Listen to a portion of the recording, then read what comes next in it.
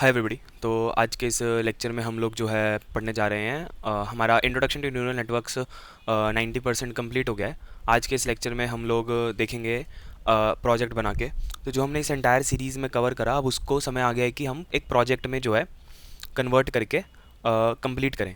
तो आज का जो प्रोजेक्ट बेसिकली क्या रहेगा, मैं थोड़ा सा अंदाज़ा दे देता हूँ। तो जो है मैं प्रोजेक्ट का अंदाज़ा दे देता हूँ ज़रा सा।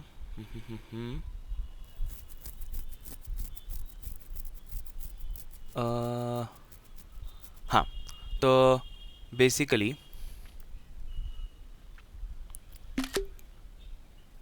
ये देखो। तो बेसिकली हम क्या चाहते हैं, मेरे पास एक डेटा सेट दिया रहेगा जिसमें जो है रेड पॉइंट्स होंगे और ब्लू पॉइंट्स होंगे। तो मतलब बेसिकली मेरे पास एक डेटा सेट दिया रहेगा, और ये जो डेटा सेट दिया रहेगा, मुझे एक न्यूरल नेटवर्क ट्रेन करना है कि भाई अब वो अगर सिमिलर डेटा सेट में ऐसे पॉइंट्स देखे तो जो वो है क्लासीफाई कर सके अपने पॉइंट्स को, कि भाई जो है कि वो रेड रेड के पॉइंट्स हैं या ब्लू के पॉइंट्स हैं। तो बेसिकली फंडामेंटल क्या होगा यहाँ पर, फंडामेंटल ये है कि तुम्हारे पास यहाँ पर एक इनपुट दे रखा होगा जो 2 पॉइंट लेता होगा। जैसे कि अगर तुम्हें ये रेड डॉट दिखाई दे रहा है तो इसका जो है 2 कोऑर्डिनेट्स होंगे, जैसे तुम यहाँ पर ऑब्जर्व कर सकते हो। तो इसका कोऑर्डिनेट कुछ 0 के आसपास है और -1 से थोड़ा सा कम है, जो है ये वाला सबसे छोटे वाला रेड पॉइंट है। ठीक है, तो अब जब हमें ये दिखाई दे रहा है तो कोई भी एक पॉइंट जो पर्टिकुलर तुम्हें दिखाई दे रहा है वो रेड है कि ब्लू, मेरे पास जो है आउटपुट लेवल दिया रहेगा। ठीक है, तो न्यूरल नेटवर्क्स आमतौर पे सुपरवाइज लर्निंग होते हैं, सेल्फ सुपरवाइज लर्निंग होते हैं। रीइंफोर्समेंट लर्निंग में हमारा अनसुपरवाइज लर्निंग की चीज़ें जो है, अनसुपरवाइज लर्निंग तो नहीं कहना चाहिए, रीइंफोर्समेंट लर्निंग में बेसिकली हम रिवॉर्ड्स पे काम करते हैं, उसके बाद में करेंगे। उसमें मतलब हमारे पास आउटपुट्स दिए नहीं रहते, यहाँ पर मेरे पास आउटपुट्स दिए रहते हैं जब भी हम न्यूरल नेटवर्क ट्रेन करते हैं। तो इसका मतलब ये है कि ये जो रेड पॉइंट्स हैं और जो ब्लू पॉइंट्स हैं, एक पर्टिकुलर कोई भी मेरे पास पॉइंट दे रखा होगा तो मुझे उसको क्लासीफाई करना होगा कि वो एक रेड पॉइंट है या फिर वो एक ब्लू पॉइंट की कैटेगरी में आ रहा है। अगर मैं सही तरीके से कैटेगराइज कर पाया तो हमारा न्यूरल नेटवर्क एक अच्छे से ट्रेन हुआ हुआ मॉडल होगा। इनपुट दिया रहेगा एक लिस्ट ऑफ लिस्ट, ठीक है, और जो है तुम्हारे पास आउटपुट दिए रहेंगे। तो 100 डेटा पॉइंट्स का इनपुट और 100 डेटा पॉइंट्स का आउटपुट आपके पास दिया रहेगा, और आपको उसके रिस्पेक्ट में, इस पर्टिकुलर डेटा सेट के रिस्पेक्ट में ये लाइन बनानी है फाइनली। ये लाइन क्या करती है, बेसिकली एक टेस्ट डेटा सेट पे एनालाइज करती है कि तुमने क्या रेड और ब्लू पॉइंट्स को अच्छे से अलग कर पाए। आई होप से कि मैं समझा पाया हूँगा। तो न्यूरल नेटवर्क्स में बेसिकली क्या होता है, हमारे पास एक बड़ा सा जाइंट न्यूरल नेटवर्क होता है। वो जो न्यूरल नेटवर्क है हमारा कुछ इनपुट लेता है और कुछ आउटपुट देता है, फिर हम जो है बैकवर्ड पास करते हैं, वेट्स को ट्यून करते हैं सच दैट कि हम अपने लॉस फंक्शन को मिनिमाइज़ कर सकें। तो रैंडमली शुरू होएगा ये और धीरे धीरे जो है एक ऐसी लाइन बना के आ जाएगा जिससे जो है मैं क्लासीफाई कर पाऊंगा कि पॉइंट जो है रेड है कि ब्लू है। ठीक है, तो आओ शुरू करते हैं, मैं आपको डेटा सेट दिखाता हूँ। ठीक है, और हमें इससे ये भी पता चलेगा कि कैसे हमारी लाइब्रेरी जो हमने लिखी हुई है माइक्रोग्राड। तो बेसिकली प्रोसीजर ये रहेगा कि हम इसको अपनी लिखी हुई लाइब्रेरी पाइथन में बिल्कुल स्क्रैच से इम्प्लीमेंट करेंगे। ठीक है, और जो है हम इसको बेसिकली पाईटॉर्च में भी इम्प्लीमेंट करेंगे। और जब तुम इम्प्लीमेंट करके उसको ट्रेन करने जाओगे तो तुम एक्चुअली में समझोगे कि पाईटॉर्च क्यों ज़रूरी है और क्यों हम जो है अपनी लिखी हुई लाइब्रेरी वगैरह का इस्तेमाल इतनी अच्छे से नहीं कर सकते, क्योंकि ऑप्टिमाइजेशन इतने अच्छे से नहीं होगा, और जो फॉर लूप्स हैं वो टाइम टेकिंग होंगे। तो इसकी वजह से ट्रेनिंग का टाइम, जब मैंने इनको ट्रेन कर रहा था, तो जब मैंने अपनी लिखी हुई लाइब्रेरी से, मतलब करपाती की लिखी हुई लाइब्रेरी से जो है ट्रेन करा इसको, न्यूरल नेट को पाइथन में स्क्रैच से, जहाँ पर मैं फॉर लूप वगैरह लगा रहा हूँ, तो जो है उसको ट्रेन होने में जो है करीब करीब 3 से 3.5 घंटे लग गए सेम लॉस पे पहुँचने में। बट जब मैंने इसको पाईटॉर्च में ट्रेन करा तो ये मुश्किल से 20 सेकंड में ट्रेन हो गई। तो जो हम फॉर लूप्स लिखेंगे अपनी, जब माइक्रोग्राड से इम्प्लीमेंट जब हम करेंगे तो हम जो फॉर लूप्स लिखेंगे तो वो रीड और राइट में बहुत ज़्यादा टाइम ले रहे हैं, तो वो एफिशिएंट नहीं है। हम कॉपीज़ बना रहे हैं या रेफरेंसेस कर रहे हैं, जो भी कर रहे हैं, बट वो इतना एफिशिएंट नहीं है। But PyTorch is highly efficient. तो सेम टू सेम चीज़ जो है, सेम टू सेम कोड जो है मैं तुम्हें पाईटॉर्च में और इसमें पाइथन से माइक्रोग्राड में इंप्लीमेंट करके दिखाऊंगा। रिजल्ट सेम आएंगे बट ट्रेनिंग का टाइम बहुत ज़्यादा कम होगा। एक में 20 सेकंड लगे मुझे और एक में 3 से 4 घंटे लगे। मैं जिम होकर आ भी गया तब भी जो है नेटवर्क ट्रेन नहीं हुआ था। तो ये फंडामेंटल रहेगा। अच्छा, अब डेटा सेट आप कहाँ से लोगे सर? तो कोई ना कोई डेटा सेट तो होना पड़ेगा जिस पर ट्रेन करते हैं, जिसमें इनपुट दिया रहेगा और आउटपुट दिया रहेगा। तो जो ग्राफ तुमने देखा, तो अब क्या होगा, मैं एक एक करके बताना शुरू करता हूँ। तो बेसिकली एक लाइब्रेरी होती है एसक्यूएल नाम की। तो वो एसक्यूएल नाम की लाइब्रेरी क्या करती है, अच्छा चलो लिखना शुरू करते हैं। तो आज का हमारा बेसिकली फंडामेंटल प्रोजेक्ट क्या रहेगा, तो this is will be our last lecture. ठीक है, तो हमारा प्रोजेक्ट क्या रहेगा, तो हमारा प्रोजेक्ट रहेगा binary classification, binary classification using a SQL moon data set. ठीक है, अब ये मून डेटा सेट क्या होता है मैं समझा दूंगा, कोई दिक्कत नहीं है। मून डेटा सेट, तो आप इसको एज अ प्रोजेक्ट अपना इनिशियल प्रोजेक्ट के तौर पर रख सकते हो कि आप लोगों ने जो है स्क्रैच से पाइथन में, इसको आप सी प्लस प्लस में भी इंप्लीमेंट कर सकते हो, कोई बड़ी बात नहीं है, बहुत आसान है। मैंने सी प्लस प्लस में 3-4 साल काम करा है और मैं अपने एक्सपीरियंस से बता रहा हूँ कि सी प्लस प्लस का कोड काफ़ी आसान होता है और काफ़ी फास्ट होता है कंपैरेटिवली ऑब्वियसली पाइथन के। ठीक है, तो पर हम अभी पाइथन की बात कर रहे हैं तो सिर्फ हम अभी उसमें ही रखेंगे।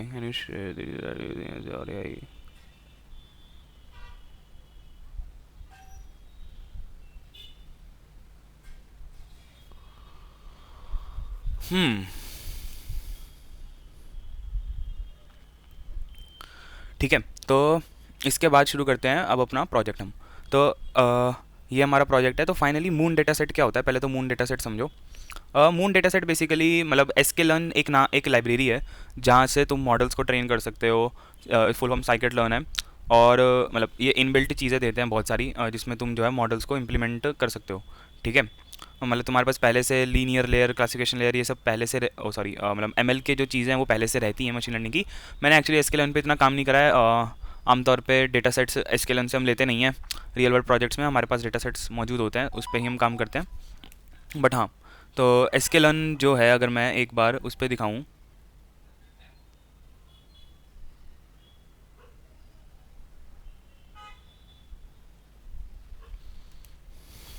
ठीक है, तो जो है हाँ मैं उस पर दिखाता हूँ सॉरी थोड़ा सा डिस्टर्बेंस के लिए।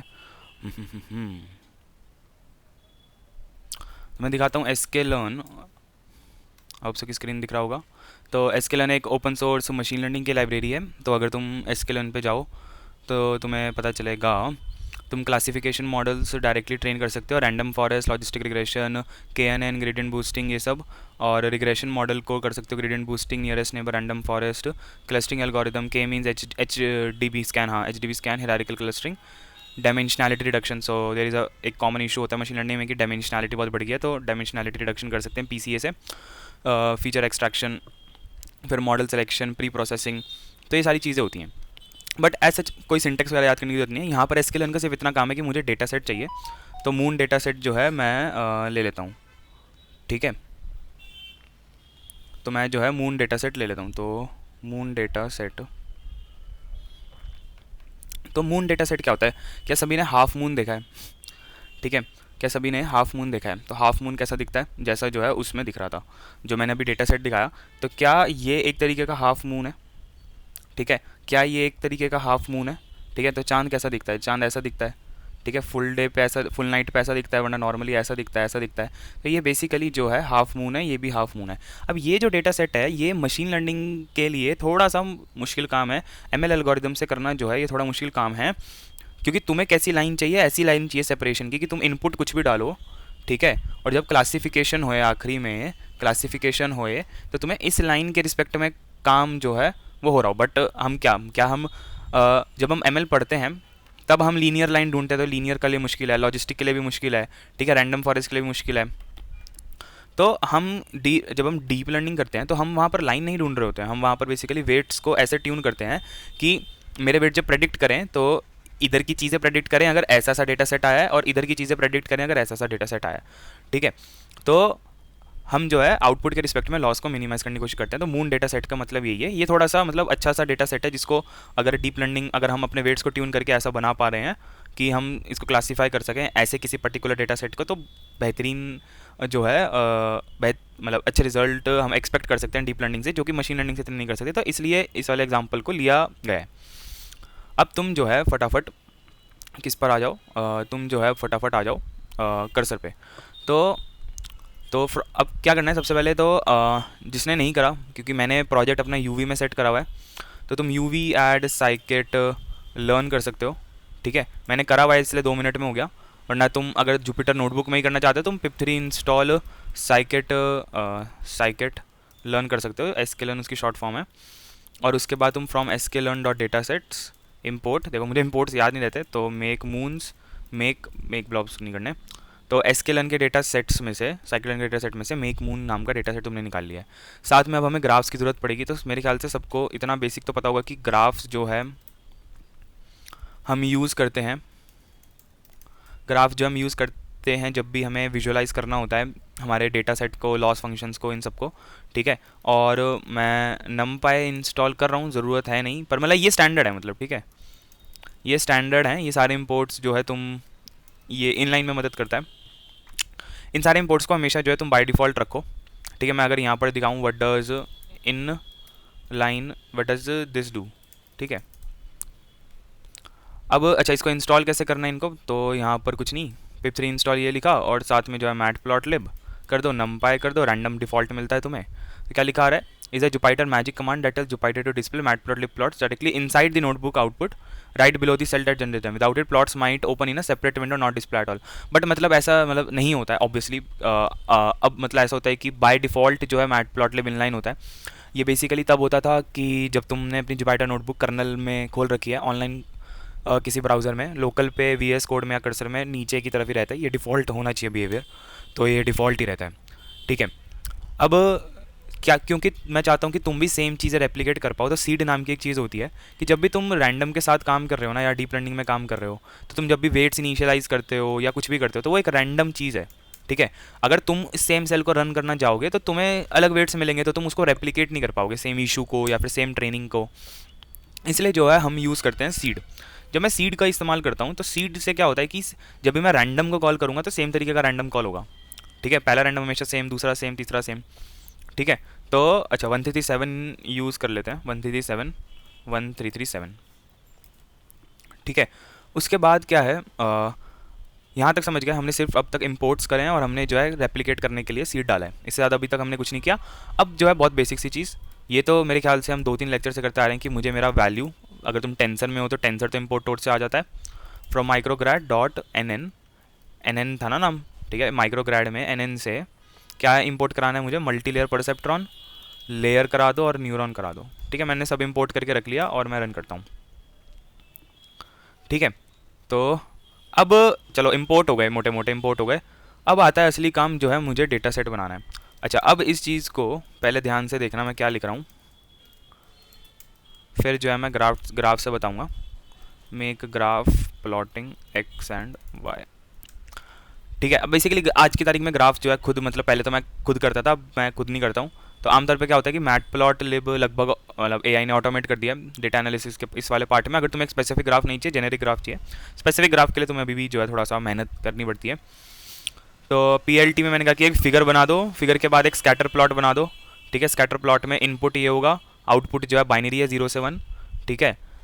ये मैपिंग का इस्तेमाल करो, और ये एज कलर्स मुझे नहीं पता क्या होते हैं, क्यों यूज़ करा है इसने। एक्स में लेबल डालो, वाई में लेबल डालो, टाइटल डाल दो, कलर बार डाल दो और शो कर दो। हाँ, तो अब इस चीज़ को ध्यान से देखो, तो क्या ये डेटा सेट दिखाई दे रहा है अच्छे से। पहले ग्राफ देख लो, तो ग्राफ में अब तुम ऑब्जर्व करोगे कि कैसा डेटा सेट है ये डेटा सेट है कि मैंने अगर 100 एग्जाम्पल्स लिए हैं, तो 100 एग्जाम्पल्स में से अप्रॉक्सीमेटली 50 एग्जाम्पल्स ऐसे होंगे जो ब्लू क्लासिफिकेशन के होंगे, 50 ऐसे होंगे जो मेरे किसके क्लासिफिकेशन के होंगे, येलो क्लासिफिकेशन के होंगे, मतलब बाइनरी 0-1, ठीक है। तो अब अगर तुम इस चीज़ को देखो, तो मैंने कौन सा फंक्शन को कॉल करा, मेक मून्स नाम के फंक्शन को मैंने कॉल करा। ये जो मेक मून्स नाम का फंक्शन है, ये क्या करता है, ये मुझे रिटर्न करता है एक्स और वाई। मैं अभी सिर्फ डेटा सेट बनाने की कोशिश कर रहा हूँ, ठीक है। कन्फ्यूज होने की जरूरत नहीं है, सिर्फ डेटा सेट बना रहे हैं। मैंने मेक मून्स नाम का फंक्शन को कॉल करा, मैंने मेक मून्स नाम के फंक्शन को कॉल करा और मैंने 100 सैम्पल्स को विड्रॉ करा। ये जो 100 सैम्पल्स हैं, तो 100 का मेरा डेटा सेट हो गया। अब जो है, और मैंने कहा नॉइज़ 0.1 डाल दो, तो मतलब परफेक्ट मून ना बने, बिल्कुल सीधी सीधी लाइन ना बने, थोड़ी सी नॉइज़ कर दो ताकि थोड़ा सा जिटरिंग रहे। अगर मैं नॉइज़ को यहाँ पर 0.2 कर देता हूँ, तो तुमने देखा कि मून की शेप बिगड़ गई। अगर मैं इसको 0.3 कर देता हूँ तो और ज़्यादा मून की शेप बिगड़ गई। बट हमें मून चाहिए, तो मैं 0.1 रखता हूँ, ठीक है। तो हमें अच्छे से मून दिख रहा है। बट अगर मैं इसको थोड़ा, अगर देखो मैं इसको 0.05 करता हूँ, तो देखो बिल्कुल स्ट्रेट लाइन में। अगर मैं इसको 0.001 करता हूँ, तो बिल्कुल ही सीधी लाइन में आ रहे हैं। बट हम ये नहीं चाहते, तो ये न्यूरल नेटवर्क के लिए बहुत आसान है। हम चाहते हैं कि 0.1 का शोर रहे, ठीक है। और इसके रिस्पेक्ट में मुझे ये वाली लाइन जो इनको सेपरेट करने वाली, मेरा न्यूरल नेटवर्क जो है करने लग जाए। तो अब जब डायग्राम देख लिया है, तो सबसे पहले हम इसको एनालाइज करते हैं। तो एक्स का डेटा टाइप क्या है, एक्स का डेटा टाइप है फ्लोट 64। एक्स का डेटा टाइप फ्लोट 64 है, मतलब डेटा टाइप जब हम करते हैं। अच्छा चलो यहाँ से शुरू करते हैं। मैं कहता हूँ टाइप ऑफ एक्स क्या है मेरा, टाइप ऑफ एक्स है मेरा numpy dot N D array. तो numpy dot N D array का क्या मतलब है, numpy dot N D array का ये मतलब है कि ये एक numpy का 2 डायमेंशनल एरे। अगर मैं यहाँ पर प्रिंट करता हूँ इसको, तो ये numpy का 2 डायमेंशनल एरे है। तो एक ये है इनपुट, तो 2 इनपुट लेगा। तो numpy के एरे जो है एफिशिएंसी के लिए होते हैं। numpy क्या होगा, तुम बेसिकली पाइथन की लिस्ट की तरीके से समझो। हमें इनबिल्ट बहुत सारी चीज़ें मिलती हैं जिसकी वजह से हमें लूप्स अवॉइड करने पड़ते हैं, इसलिए हम numpy का इस्तेमाल करते हैं एफिशिएंसी के लिए और कंफर्टेबल कोड के लिए, फास्टनेस के लिए। और numpy में हमें बहुत सारे एफिशिएंसी फंक्शंस भी मिलते हैं।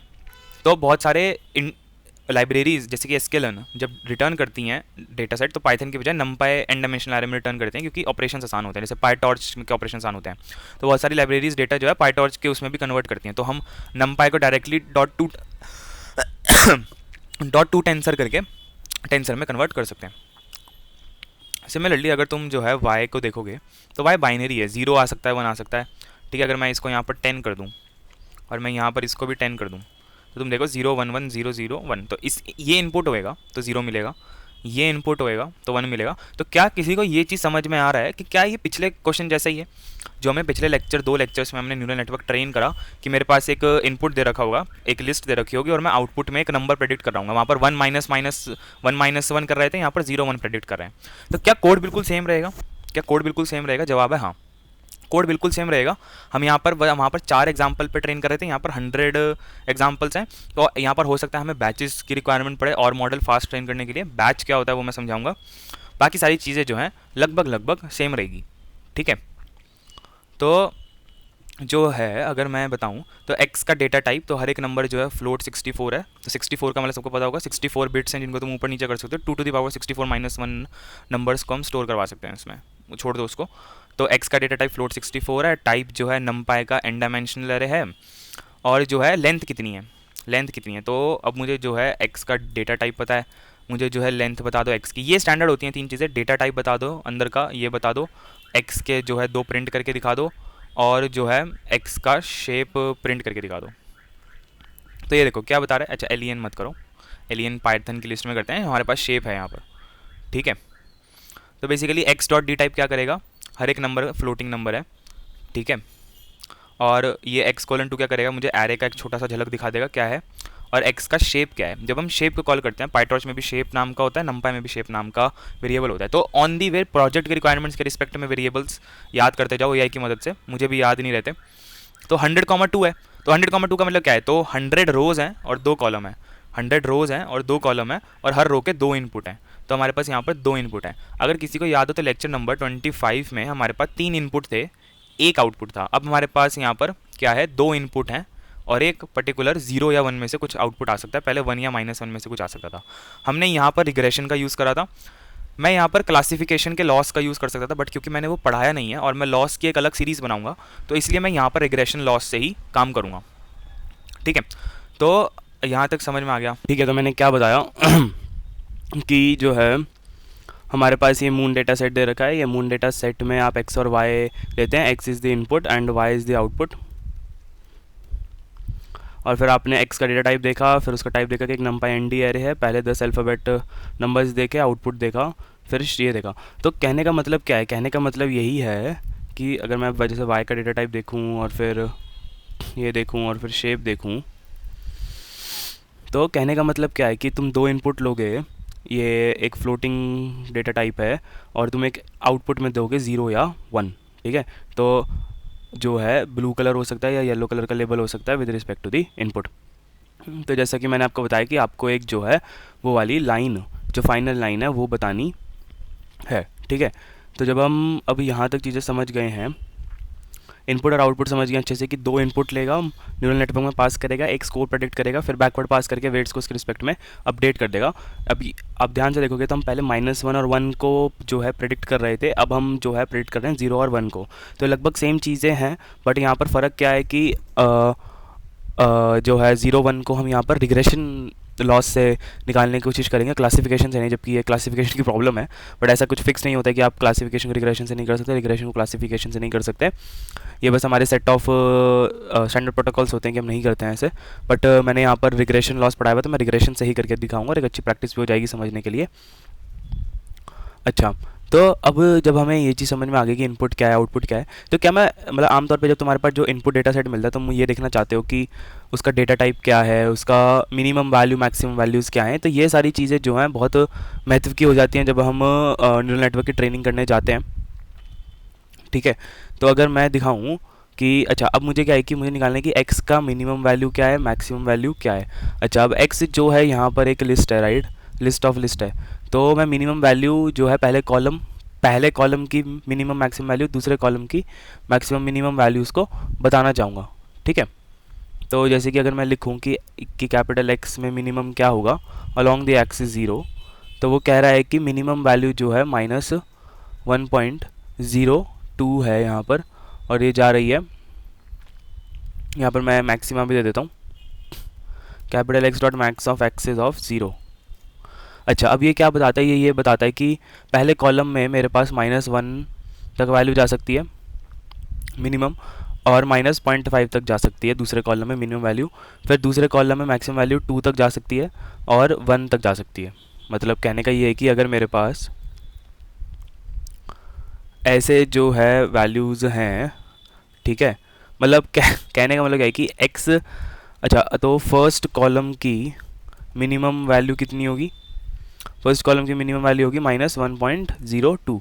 ठीक है, फिर फर्स्ट कॉलम की मैक्सिमम वैल्यू क्या होगी, मेरे पास फर्स्ट कॉलम की मैक्सिमम वैल्यू होगी -2.16। ठीक है, ऐसा कुछ करके जो है आ रहा है।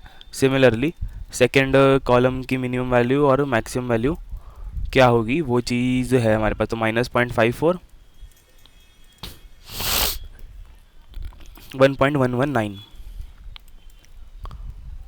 तो इसका मोटा मोटा मतलब ये है कि इनपुट और आउटपुट कैसे हैं हमारे पास, कि पहले कॉलम -1 to 2 जा सकता है, दूसरा कॉलम -0.5 to 1 तक जा सकता है, और तुम ये हिंडरेंस जो है 1.11 आ रहा है, 2 नहीं आ रहा है, 2.16 आ रहा है, तो तुम इसको अवॉइड भी कर सकते हो, ऐसा कुछ नहीं है। ठीक है, सिमिलरली वाई की मिनिमम वैल्यू और मैक्सिमम वैल्यू क्या होगी। ठीक है, ये तो बहुत ही आसान सी चीज़ है, तुमको सोचो क्या 0 और 1 देता है सिर्फ, तो 0 आएगा या 1 आएगा। ठीक है, मेरी आवाज़ थोड़ी अलग सी लगेगी आज क्योंकि मुझे जो है ज़ुकाम हो रहा है 1 साल बाद। तो अब जो है, क्या सब लोग इनपुट समझ गए, क्या सब लोग इनपुट और आउटपुट समझ गए, डेटा सेट समझ गए बढ़िया से। तो मैं आखिरी बार रिपीट कराता हूँ कि डेटा सेट कैसा दिखता है, कि मेरे पास इनपुट में 2 वैल्यूज़ होंगी, आउटपुट में एक वैल्यू होगी जो कि बताएगा कि 0 लेबल है या 1 लेबल है। इनपुट जो है एक फ्लोटिंग पॉइंट नंबर होगा, दोनों इनपुट, उनकी रेंज जो है पहला कॉलम जो है उसमें -1 to 2 होगा। मतलब कहने का मतलब है कि अगर मेरे पास 2 इनपुट है तो एक इनपुट -1 से 2 के बीच में होगा, दूसरा -0.5 to 1 के बीच में होगा अप्रॉक्सीमेटली, ऐसा कुछ कहना चाह रहा हूँ। आउटपुट हमेशा 0 से 1 के बीच में होएगा। ठीक है, तो अब अगला स्टेप क्या है, अब अगला स्टेप क्या है, अगला स्टेप ये है कि देखो अब ये क्या है, ये एक नंपाई के एरे हैं। ठीक है, अब हमारा जो लाइब्रेरी हमने खुद लिखी हुई थी पहले, हम उसमें काम करना चाहते हैं, तो जब मैं पाईटॉर्च में होऊंगा तो मैं उनको टेंसर्स में कन्वर्ट करना चाहूँगा। ठीक है, और जब मैं जो है अपनी माइक्रोग्राड नाम की लाइब्रेरी में होऊंगा उसमें मैं वैल्यू ऑब्जेक्ट में कन्वर्ट करना चाहूँगा इनपुट्स को। अगर तुम पिछला लेक्चर भी देखोगे तो तुम समझोगे कि लेक्चर 25 और में भी हमारे पास इंटीजर्स थे और वो हमने वैल्यू ऑब्जेक्ट में कन्वर्ट करके फॉरवर्ड पास, बैकवर्ड पास और फिर वेट अपडेट करे थे, क्योंकि इंटीजर्स का तो डायरेक्टली जो हमने लॉजिक हैंडल करा हुआ है, बट हमने नंपाई के एन डायमेंशनल एरेज के लॉजिक को हैंडल नहीं करा है कि इसको कैसे वैल्यू ऑब्जेक्ट में कन्वर्ट करें। तो मैं ये चाहूँगा कि मैं ये जो मेरा इनपुट है कैपिटल X, इसको मैं लिस्ट में पाइथन की कन्वर्ट कर दूँ, नॉर्मल पाइथन की लिस्ट में कन्वर्ट कर दूँ। अगर मैं दिखाऊँ और मैं एलियन ऑफ एक्सेस करूँ तो 100 आ रहा है, फॉर एक्स इन एक्सेस करूँ, प्रिंट x करूँ और फिर प्रिंट एलियन ऑफ x करूँ और फिर ब्रेक कर दूँ, तो ये आ रहा है कि ये और ये, मतलब इसको करने का आसान तरीका ये है कि तुम print alien of x s of 0, ठीक है, तो 2 कर सकते हो यहाँ पर। तो कहने का मतलब ये कि सेम चीज़ है, बस मैंने इसको नंपाई एरे को पाइथन की लिस्ट में कन्वर्ट करने के लिए 2 लिस्ट नाम का फंक्शन होता है, तो अब ये एक पाइथन का 2D एरे है, पाइथन की 2D लिस्ट है। सिमिलरली मैं जो है इसको कन्वर्ट कर दूंगा, ये इसलिए मैं कर रहा हूँ ताकि जब मैं अपने न्यूरल नेटवर्क में भेजूँ चीज़ें वो पाइथन की लिस्ट हो, फ्लोटिंग नंबर्स या इंटीजर नंबर्स हों, हमारे पास नंपाई का एरे ना हो, क्योंकि हमने नंपाई एरे का सपोर्ट नहीं डाला है, हमें उसको वैल्यू ऑब्जेक्ट में कन्वर्ट करना होगा। ठीक है, तो अगर मैं जैसे टाइप ऑफ एक्सेस करूं या फिर टाइप ऑफ वाईएस करूं तो मुझे समझ में आएगा कि दोनों जो है लिस्ट और लिस्ट हैं। ठीक है, क्या अब सभी को समझ में आ गया इस चीज़ का? ठीक है, कि हम क्या करना चाह रहे हैं एक्चुअली में। तो अब मेरी जो है आईपैड की स्क्रीन देखना पहले कि मैं क्या करना चाह रहा हूँ। इसके बाद हमें लॉस की सीरीज शुरू करेंगे। एक्चुअली मैं थोड़ा सा जो है बिजी था, इसकी वजह से मैं लेक्चर ले नहीं पाया, कंप्लीट नहीं कर पाया इसको। बट आज मैंने सोचा है कि चाहे बीमार हूँ बट लेक्चर कंप्लीट करूँगा। ठीक है, तो जो है मेरे पास, मैंने बताया था कि ये मेरा मेक मून, मैंने बताया था कि ये मेरा मून डेटा सेट है। क्या ये मेरा मून डेटा सेट है? होली पे थोड़ा ऑफिस का काम कम रहता है, सब लोग इन्जॉय कर रहे होते हैं, तो मेरे पास थोड़ा टाइम मिल जाता है, वरना मुझे टाइम नहीं मिलता बिल्कुल भी। अ, ये है मेरे पास मून डेटा सेट। अब जो है मेरा मल्टी लेयर परसेप्ट्रॉन, तो यहाँ पर जो मेरा मल्टी लेयर परसेप्ट्रॉन है वो 2 इनपुट लेता है, और वो जो है जाएगा और वो 16 कॉमा 1 का एक न्यूरल नेटवर्क जो है बना देगा। तो मतलब कहने का मतलब ये है कि मेरे पास एक न्यूरल नेटवर्क है, एक मल्टीलेयर परसेप्ट्रॉन है 16 का, इनपुट 2 से 16 की तरफ, 16 से 1 की तरफ जो है जा रहे हैं। ठीक है, तो क्या ये सभी को याद है? ये तो बहुत ही बेसिक सी चीज़ थी कि 2 इनपुट लेगा, क्योंकि मेरे पास क्वेश्चन में 2 इनपुट है और आउटपुट में 0 या 1 देगा।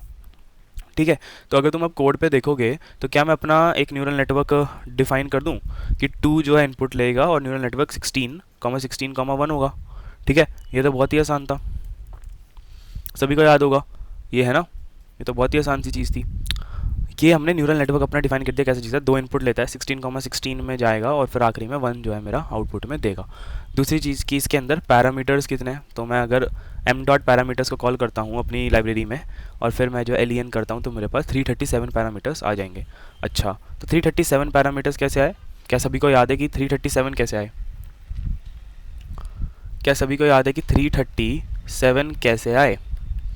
अगर तुम ध्यान से देखोगे तो अगर 2,16 है तो कितने न्यूरल नेटवर्क, कितने कितने जो है वेट्स होंगे अपने पास, कितने जो है वेट होंगे अपने पास? ठीक है, तो 16 टाइम्स टू, हर एक न्यूरॉन जो है दो का इनपुट लेगा, तो 16 टाइम्स 2 प्लस क्या चीज़, 16 जो है बायस होंगे, 16 जो है बायस होंगे, plus 16 times 16 plus 16 plus 16 times 1 plus 1। ठीक है, तो तुम अगर इसको जोड़ोगे तो फाइनली क्या निकल के आएगा, 32। 32 में 16 जोड़ेंगे, 16 गुना 16 256 होता है। 256 में तुम जो है 16 जोड़ोगे, 16 में 1 जोड़ोगे तो 17, 17 16 कितना होता है तुम्हारे पास?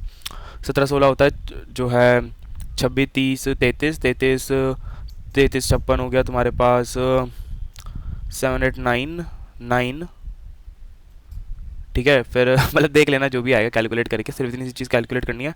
32 में 16 जोड़े 48, 48 में 56 जोड़े कितने हो गए, 290 298 300 304 304 और 16 320 320 और 17 337, तो 337 जो है अपने पास आ गए। ठीक है, मैं यहाँ पर अगर लिख दूँ तो टोटल पैरामीटर्स, ये तो वैसे नॉर्मल समझ ही रहे होंगे सारे कि कैसे आया। टोटल पैरामीटर्स कितने हो जाएंगे? टोटल पैरामीटर्स हो जाएंगे 2 गुना 16 जमा 16, 16 गुना 16 उसके 16 बायस, 16 गुना 1 जमा 1, इनको टोटल करोगे तो 337 पैरम्स आ जाएंगे बन के, 337 पैरामीटर्स जो हैं बन के आ जाएंगे। यहाँ तक चीज़ें समझ में आ गई? आई होप सो कि काफ़ी सिंपल रही होंगी ये चीज़ें। ठीक है, अब जो है मुझे क्या करना है, फॉरवर्ड पास। तो क्या सभी को याद है कि न्यूरल नेटवर्क में क्या होता है अल्टीमेटली? ठीक है, क्या होता है न्यूरल नेटवर्क में, क्या सभी को याद है? तुम जो है फॉरवर्ड पास करते हो, लॉस कैलकुलेट करते हो, ज़ीरो करते हो सभी के ग्रेडियंट्स को, फिर बैकवर्ड पास करते हो, फिर वेट्स को अपडेट करते हो। यही तुम्हारे हर जो है न्यूरल नेटवर्क में अल्टीमेटली होता है। ठीक है, तो अब अगर तुम इस पर जाओगे, तो तुम क्या करोगे कि मुझे फॉरवर्ड पास करना है, तो मैं कहूँगा कि जैसे पहले कर रहा था कि हर एक इनपुट को लो और हर एक इनपुट को लेने के बाद उसमें जो है फॉरवर्ड पास कर दो। जब तुम एम ऑफ एक्स करते हो, जब तुम फॉरवर्ड पास करते हो, तो वो क्या करेगा, वेट और बायस बनाएगा, उनको मल्टीप्लाई करके सम करेगा और जो है सबके जो है वेट्स आ जाएंगे। और बाय डिफ़ॉल्ट हम जो है क्या, कौन सी नॉन लीनियरिटी लगाते हैं? बाय डिफ़ॉल्ट हम जो है रेल्यू नॉन लीनियरिटी को लगाते हैं। ठीक है, तो जब ये हुआ तो ये जो है मेरा फॉरवर्ड पास हुआ। अब इसको 2.6 सेकंड लग गए फॉरवर्ड पास करने में। ठीक है, जो कि कंसर्निंग है। ठीक है, तुमने डॉट शेप करा list attribute no sorry alien of Y preds, तुमने देखा कि ये हमारा फॉरवर्ड पास है कि हर एक इनपुट पर जाओ और कैलकुलेट कर दो।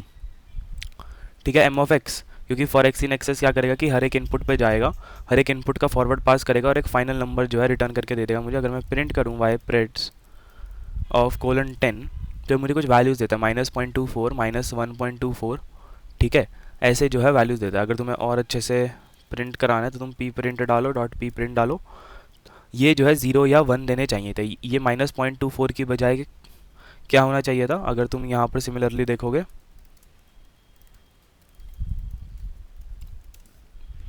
तो 0 होना चाहिए था। तो -0.24 से 0 की तरफ शिफ्ट करना है, -1.24 से 0 की तरफ शिफ्ट करना है, -0.53 से 1 की तरफ शिफ्ट करना है। तो ऐसे शिफ्ट करने हैं कि ये जो है जब इनपुट ये है तो 1 की तरफ जाए, इनपुट ये है तो 0 की तरफ जाए। अभी जो है रैंडम वैल्यूज़ को प्रेडिक्ट कर रहा है फॉरवर्ड पास के बाद। जब फॉरवर्ड पास हो जाता है उसके बाद हमें क्या करना होता है, उसके बाद हमें लॉस निकालना होता है, ठीक है। तो लॉस कितना है, -0.24 से 0, तो -0.24 माइनस 0 इज -0.24 और फिर स्क्वायर कर दिया, ठीक है। तो जितने एग्जाम्पल थे सबको मैं फॉरवर्ड पास कर दिया। तो अगर 100 एग्जाम्पल्स मैंने लिए थे तो मैंने 100 के 100 एग्जाम्पल भेजे। पहला एग्जाम्पल भेजा, वैल्यू निकला, दूसरा एग्जाम्पल भेजा, वैल्यू निकला। तो सारे के सारे वैल्यूज़ को मैंने एक साथ भेज दिया और फिर सारे के सारी वैल्यूज़ को मैं बैकवर्ड पास एक साथ कर रहा हूँ।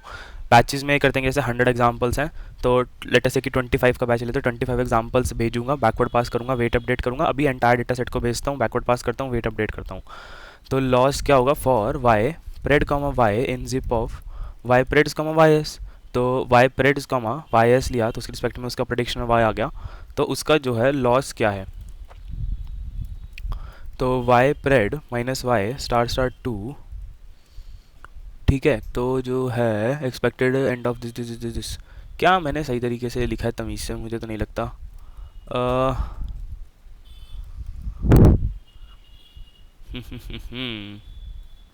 कोई तो ब्रैकेट जो है ख़राब हो गया है, ठीक है। और फिर मैं लॉस जो है प्रिंट करता हूँ तो 148 आ रहा है लॉस, देख रहे हो 148.14 आ रहा है। अगर तुमने सीड सेट करा है तो तुम्हारे पास भी सेम ऐसा सा जो है तुम्हें मिलेगा, ठीक है, सेम ऐसी सी चीज़ जो है तुम्हें मिलेगी। लॉस तुम्हारे पास 148 आ रहा है। अब सोचो कि लॉस क्या आ सकता था, कि भाई सबसे दूर हो सकते थे तो -1 आ सकता था और 50 अगर 0 होते। अच्छा तुम खुद सोचो कि क्या 148 लॉस सही है, इज़ 148 लॉस ओके। इनिशियली क्या हो रहा होगा, मेरे पास 50 आमतौर पे ज़ीरोज़ होंगे, 50 जो है वंस होंगे मेरे वाई एस में, ठीक है। ऐसा हो सकता है कि वर्स्ट केस में मैक्सिमम दूरी पर है ये, मैं वर्स्ट केस में -1 प्रेडिक्ट हो रहा होता, ठीक है। तो -1 में 1 जोड़ दे तो 1 आता और -1 में करते तो 2 आता, ठीक है। तो 1 का स्क्वायर और 1 + 4, ठीक है। मैं 2 मिनट बताऊंगा, पहले मैं खुद देख लूँ। तो 1 time 50, 4 time 5 50, that is 200, 250।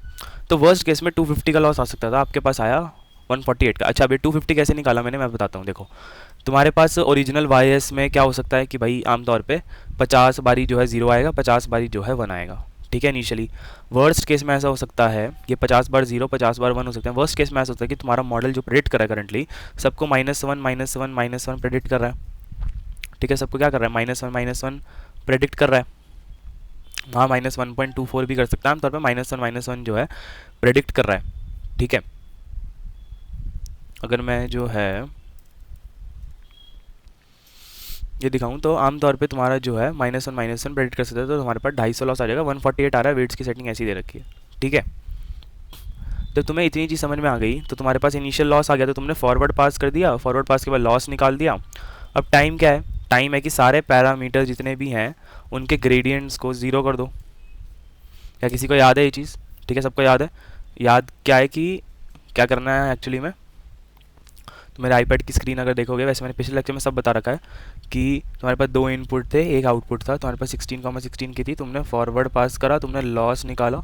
Loss निकालने के बाद जितने भी मेरे पैरामीटर्स थे उन सभी पैरामीटर्स के ग्रेडियंट को, स्लोप को 0 कर दिया। ऐसा करना इसलिए ज़रूरी है क्योंकि एक एग्जाम्पल इंडिपेंडेंटली जो है चल सके, पिछली चीज़ें ऐड ना हो।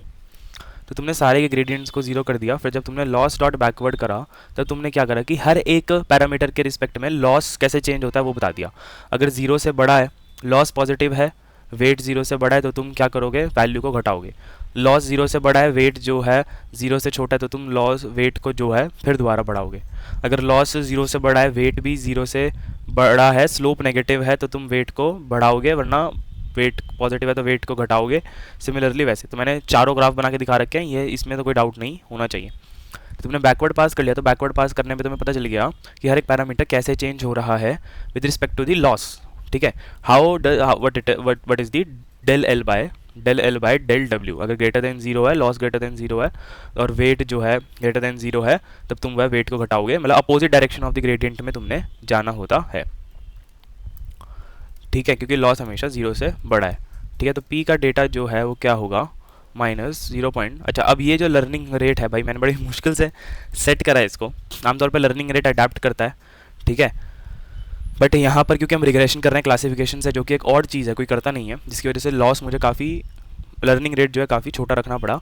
अब जब तुमने ये कर दिया तो तुमने सारे वेट्स को अपडेट कर दिया है इस वे में कि जो पहले -0.2 पर प्रेडिक्ट कर रहा था और आना चाहिए था 0, तो अब ये थोड़ा सा पॉजिटिव जो है करेगा प्रिडिक्ट। तो अगर तुम फिर से जो है करते हो वाई प्रेड्स और फिर ये करते हो और फिर तुम लॉस निकालते हो, तो तुम्हारे पास अब लॉस आ गया है 148 से सीधा 47। लॉस आ गया 148 से सीधा 47। ठीक है, क्या मैं इस सेम चीज़ को अब लिख सकता हूँ कि भाई कितनी बार जो है मैं आइट्रेशन कर रहा हूँ, कितने नंबर ऑफ ईपॉश कर रहा हूँ। अच्छा, अब नाउ व्हाट इज एन ईपॉश। तो ईपॉश क्या होता है, अब अगर तुम मेरी नोटबुक देखोगे तो एज्यूम करो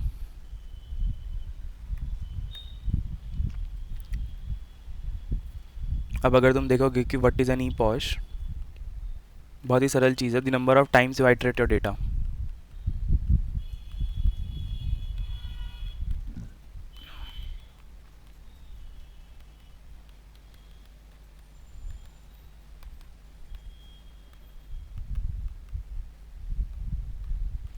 तो एग्ज़ाम्पल लो, तुम्हारे पास अगर 100 एग्ज़ाम्पल पॉइंट्स थे, अगर तुम्हारे पास 100 एग्ज़ाम्पल पॉइंट्स थे, अगर तुम्हारे पास the number of times you iterated the entire data set example 100 example points थे, तो तुम कितनी बार number of times you iterated over all 100 points, ये जो है बताने वाली चीज़ है। ठीक है, कि कितनी बार जो है तुम 100 जो है पॉइंट्स पे गए थे। अब इसका मतलब प्रैक्टिकली देखो, epoch is the data number of times your neural network sees the entire data set. ठीक है, अब जब इतनी चीज़ समझ में आ गई, तो अब अगर मैं एक चीज़ लिखता हूँ यहाँ पर कि कितनी बारी मुझे जो है डेटा दिखाना है, एज्यूम करो कि मैं 2500 बार डेटा दिखाना चाहता हूँ, ईपॉश 2500 ईपॉश, तो क्या मैं सेम चीज़ करूँगा हर एक उसमें कि मैं सारे एग्जाम्पल दिखाना चाहता हूँ। ठीक है, तो मैं क्या करूँगा, हर एक बारी फॉरवर्ड पास करूँगा same cheese, same number of examples पे।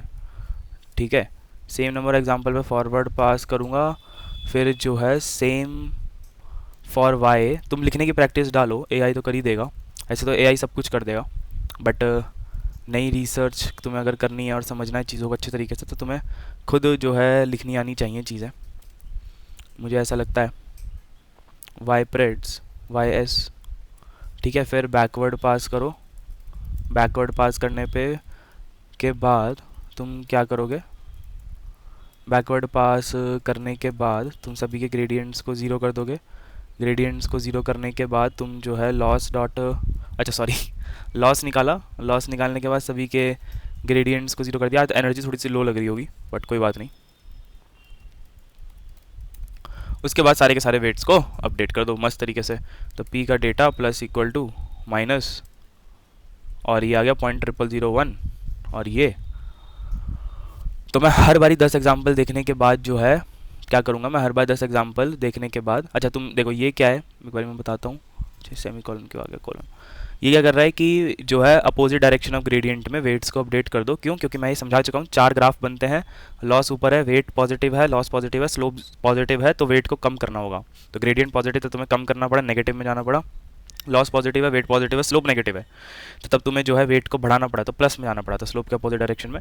सिमिलरली लॉस 0 से बड़ा है, वेट 0 से छोटा है, स्लोप 0 से बड़ा है, तब तुम्हें जो है वेट को कम करना पड़ा, तो स्लोप के अपोजिट डायरेक्शन में। लॉस जीरो से बड़ा है, वेट जीरो से छोटा है, स्लोप नेगेटिव है, तो तुम्हें जो है आगे बढ़ना पड़ा, वेट को बढ़ाना पड़ा, स्लोप जबकि नेगेटिव था। ठीक है,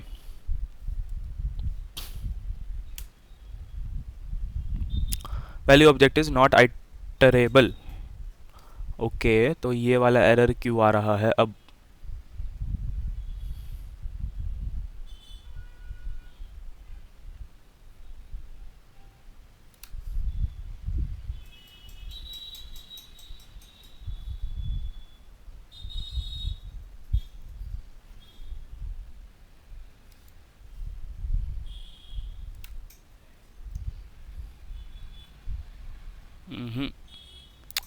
सॉरी सॉरी सॉरी सॉरी।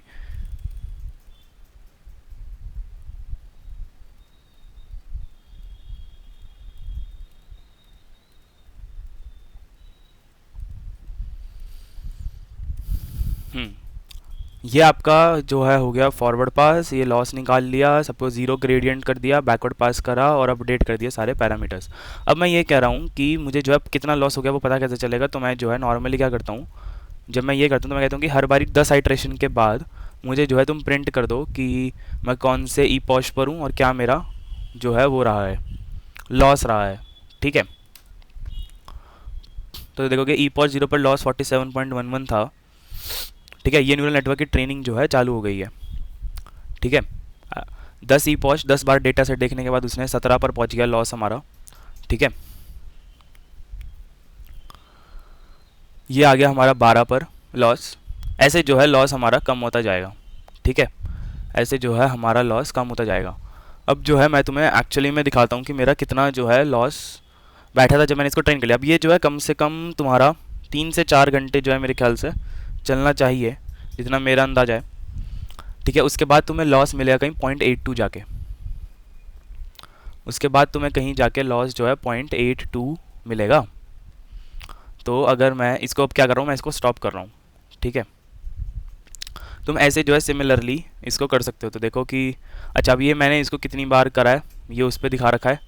ठीक है, मैं शुरू करा था, मैंने एक्चुअली 2500 से ज़्यादा बार करा है, तो मैं 0.92 लॉस पे शुरू करा था। तो तुम मान के चलो कि करीब करीब तुम्हें कितने आइटरेशंस लगेंगे,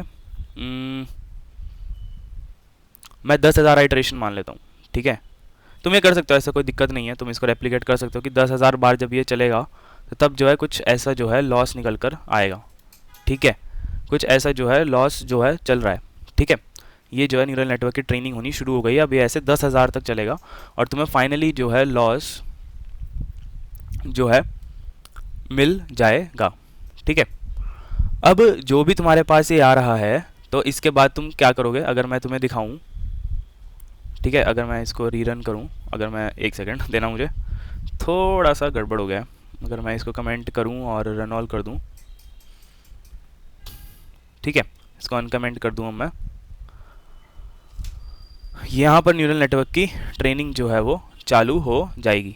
ठीक है, यहाँ पर इस पॉइंट पर तुम्हारे न्यूरल नेटवर्क की ट्रेनिंग चालू हो जाएगी। मैं अगर करके दिखाता हूँ, मुझे वो नहीं करना चाहिए था, 47 था। चलो देखते हैं हम कैसे होएगा, ये कितनी देर में होएगा। ठीक है, वैसे मैंने इसको पूरा ट्रेन करा था, वो मेरे दूसरे मैकबुक में था,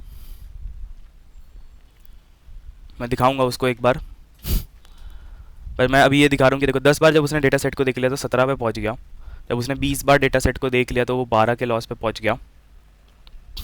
जब उसने 30 देख लिया तो वो 10 के लॉस पर पहुँच गया।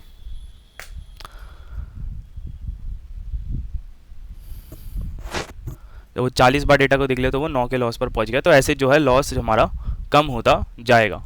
ठीक है, तो मैं इसका रीस्टार्ट का बटन दबाता हूँ क्योंकि बीच में मुझे रोकना है। ठीक है, और मैं सारे सेल्स को रीरन कर रहा हूँ क्योंकि जब मैं तुम्हें नोटबुक दूंगा ना तो मैं चाहता हूँ कि ये लॉस वाली चीज़ जो है रहे तुम्हारे पास। तो ये लॉस वाली चीज़ तुम्हारे पास ऐसे कैसे रहेगी और ये चलता जाएगा 10,000 ई पॉच तक। उसके बाद फाइनली जो है जब तुम इसको चला दोगे, ठीक है, उसके बाद तुम्हें क्या करना है, जब तुम इसको चला दोगे ना तुम्हें इंपोर्ट पिकल करना है। तो पिकल जो है क्या करता है कि तुम्हें तुम्हारे जो मॉडल के वेट्स आए ना, तुम्हें उन मॉडल के वेट्स को स्टोर करके रखना है। ठीक है, तुम्हें उन मॉडल के वेट्स को स्टोर करके रखना है। तो जैसे मैं अगर तुम्हें अपनी दूसरी नोटबुक दिखाऊं जिसमें मैंने एक्चुअली ट्रेनिंग करी थी, तो तुम देखोगे कि मेरा लॉस चलते चलते 0.82 पर पहुंच गया था। ठीक है, और मैंने इसको यहाँ पर 2500 लिखा है, तो मैंने इसको 1000, 1000, 3, 4, 4000 और 6500 बार चलाया। तुम अगर इसको 6500 टाइम चलाओगे तो तुम 0.82 के लॉस पर पहुँच जाओगे। ठीक है, तो तुम इस पे 0.82 के लॉस पर पहुँच जाओगे। ठीक है, तो मैंने यहाँ पर, चलो इसको 6500 दे देते हैं, 6500। और इसके बाद जब तुम्हारे पास जो भी वेट्स आएंगे न्यूरल नेटवर्क के, जो 337 वेट आएंगे, उनको जो है मैं स्टोर करा लूँगा। तो मैं कहूँगा कि मेरे सारे पैरामीटर्स पर जाओ जो कि 337 पैरामीटर हैं, और उन सभी के वेट्स को स्टोर करा लो। अभी इसमें बायस भी होंगे। ठीक है, और उसके बाद जो है मॉडल के वेट्स को मैं स्टोर करा लेता हूँ, मॉडल वेट्स। ठीक है, विदाउट बैच, और फिर बाइनरी में राइट कर देते हैं। अगर ये तो मतलब बेसिक ही है। फिर पिकल में डंप कर, जैसे जेसन में डंप करते हो वैसे पिकल में जो है डंप कर दो। ठीक है, बहुत ही सिंपल सी चीज़ है। अच्छा, तुम देखो मैंने सारे मॉडल के वेट्स पहले ही तुम्हारे लिए स्टोर करके यहाँ पर रखे हुए हैं। तो अब देखो मॉडल वेट्स विदाउट बैच, तो तुम देखो कि लेक्चर 27 में मैंने चारों मॉडल्स को ट्रेन करा और चारों मॉडल्स को, अच्छा चार कौन कौन से मैं बताऊँगा, अभी तुम बस इसका ध्यान दो, मॉडल वेट्स विदाउट बैच। ठीक है, मॉडल के जो वेट्स हैं बिना बैच के। अब यहाँ पर कोई बैचिंग नहीं है। बैचिंग क्या होता है मैं बताऊंगा अभी क्या हुआ। अच्छा, अब कन्फ्यूजन हो रहा होगा मेरे ख्याल से, जो मैं रैंडम चीज़ें कर रहा हूँ, तो मैं थोड़ा सा जो है समरी देने की कोशिश करता हूँ। मैंने कहा कि मेरे पास डेटा सेट था, मेरी आवाज़ थोड़ी सी लगे, मेरे पास डेटा सेट था। डेटा सेट देने के बाद मेरे पास 2 एग्जाम्पल थे, एक आउटपुट था, ऐसे 100 एग्जाम्पल्स थे। अब क्योंकि मैंने कोई बैच का इस्तेमाल नहीं करा है, बैच क्या होता है कि डेटा सेट का एक सब डेटा सेट भेजता हूँ, जिसमें तुम फॉरवर्ड पास करते हो, बैकवर्ड पास करते हो, लॉस निकालते हो। जब मैं बैच का इस्तेमाल नहीं करता तो मैं सारे के सारे एग्जाम्पल्स एक साथ फॉरवर्ड पास में भेजता हूँ, बैकवर्ड पास में भेजता हूँ, और उन 100 एग्जाम्पल्स के फॉरवर्ड और बैकवर्ड पास के हिसाब से, ठीक है, उन 100 एग्जाम्पल्स के फॉरवर्ड और बैकवर्ड के हिसाब से जो है मैं क्या करता हूँ, पैरामीटर्स को अपडेट करता हूँ। ठीक है, यहाँ पर मैं क्या कर रहा हूँ कि मैं 100 के 100 एग्जाम्पल्स एक साथ भेज रहा हूँ। यहाँ पर मैं 100 एग्जाम्पल भेज रहा हूँ, तो मैं 100 के बजाय 25-25 के सेट में भेज सकता हूँ, बट मैं यहाँ पर 100 एग्जाम्पल भेज रहा हूँ एक साथ। 100 के 100 एग्जाम्पल का फॉरवर्ड पास होता है, 100 एग्जाम्पल्स एक साथ जो है लॉस निकालते हैं, और फिर बैकवर्ड पास होकर अपडेट होता है। जब बैच होते हैं तब हम जो है डेटा सेट्स को टुकड़ों में तोड़ लेते हैं। अब मैं 100 के 100 एग्जाम्पल एक साथ ना भेजने की बजाय मैं 25 एग्जाम्पल भेजूंगा। उन 25 एग्जाम्पल के रिस्पेक्ट में मैं फॉरवर्ड पास करूँगा, लॉस निकालूंगा, बैकवर्ड पास करके वेट अपडेट करूँगा। तो अगर 25 का लेता हूँ तो 25, 25, 4, तो ये जो है इंटरनल वाली चीज़ 4 बार हो रही होती है। अभी एक ही बारी हो रही है क्योंकि इनपुट जो है मैं 100 के 100 एग्जाम्पल ले रहा हूँ। यहाँ पर मैं 25-25 के 4 बारी में जो है लॉस निकाल सकता हूँ। ठीक है, जब मैंने मॉडल पूरा ट्रेन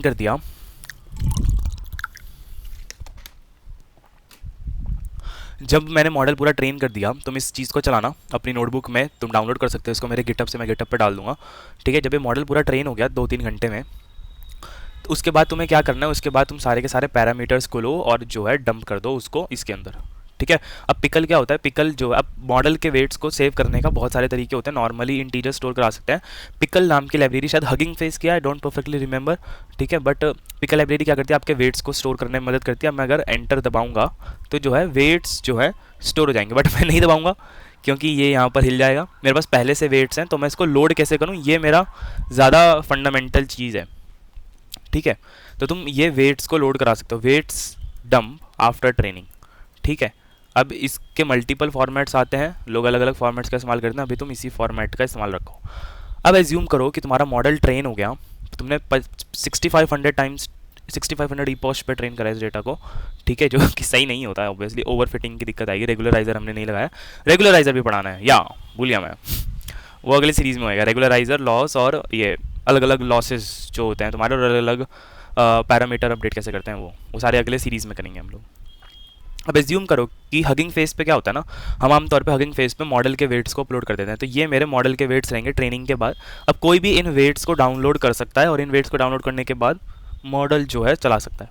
ठीक है, अब अगर मैं कहूँ कि लोड मॉडल वेट्स, तो तुम पिकल फॉर्मेट में, अब तुम्हारे पास क्या होगा, तुम हगिंग फेस से कोई मॉडल डाउनलोड करते हो, तुम्हारे पास ऐसे सिमिलर फॉर्मेट में तुम्हें जो है डेटा मिलेगा, पिकल फॉर्मेट में या किसी दूसरे फॉर्मेट में तुम्हें मिलेगा, और तुम उसको जो है आराम से जो है लोड करा सकते हो। तो तुम कहोगे weights pickle dot load, I hope so कि मैं सही कर रहा हूँ। Import pickle. तो पिकल नाम की लाइब्रेरी क्या करती है, तुम्हारे पास अगर तुमने न्यूरल नेटवर्क ट्रेन कर दिया, बहुत ही आसान था, 2 इनपुट लेता है, 16x16 की न्यूरल नेट में जाता है, लॉस निकालता है, बैकवर्ड पास करता है, वेट अपडेट करता है।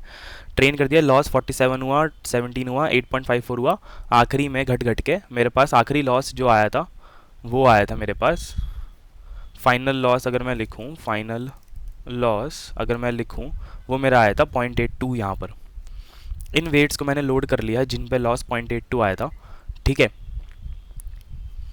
अब क्या करो, इसके बाद जितने भी तुम्हारे पास ये हैं मॉडल के पैरामीटर्स, उसके साथ जो है अपडेट कर दो वेट्स को। सारे पैरामीटर्स अपडेट हो गए। अब यार ये लाइन बहुत सरल है। ये लाइन क्या करती है, सारे मॉडल के वेट्स जितने भी थे हर एक पैरामीटर पर जाओ और उसके पैरामीटर के वेट को अपडेट कर दो वेट से जो मिला है, ठीक है। क्योंकि तुमने जब स्टोर करा था तब स्टोर भी ऐसे ही करा था कि सारे उस पर जाओ और वेट्स को स्टोर करा के डंप कर दो। तो उसी वे में मैं लोड करते टाइम भी सेम चीज़ जो है मैं परफॉर्म कर सकता हूँ, ठीक है, कोई डाउट नहीं।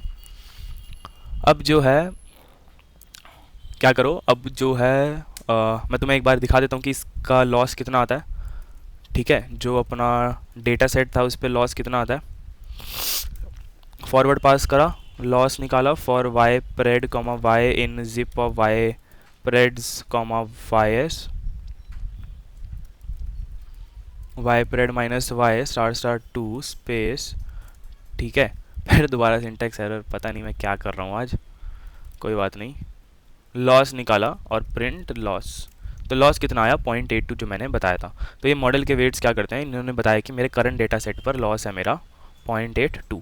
अब अगर मैं यहाँ पर सोचूं कि भाई पहले 50 पॉइंट पे कितना है, तो 0.388, ठीक है। आखिरी के 50 के रिस्पेक्ट में देखूँ तो लॉस है 27, ठीक है। तो वो तो हो ही सकता है ऑब्वियसली। एंटायर पे देखूँ तो लॉस है 0.82। अच्छा, अब इसको विजुअलाइज कर लेते हैं। जो ये मॉडल की ट्रेनिंग हो गई है, अब इसको मेरा काम है कि विजुअलाइज़ करना है कि क्या बढ़िया तरीके से मैंने इसको विजुअलाइज़ कर दिया है या नहीं करा है। तो अब मैं क्या करूँगा, मैं रैंडम जो है एग्जांपल्स लूँगा x2 कॉमा y2 और मैं फिर से मेक मूव्स करूँगा। अब मैं नंबर ऑफ सैम्पल्स उठाऊँगा 100, नॉइज़ दूंगा 0.1, बट क्योंकि मैंने यहाँ पर सीड सेट करा हुआ है नमपाई और रैंडम में करा था, ठीक है, इसमें नहीं करा था, इसमें अलग ले सकता है, ठीक है। तो x2 और y2 आ गया, ठीक है।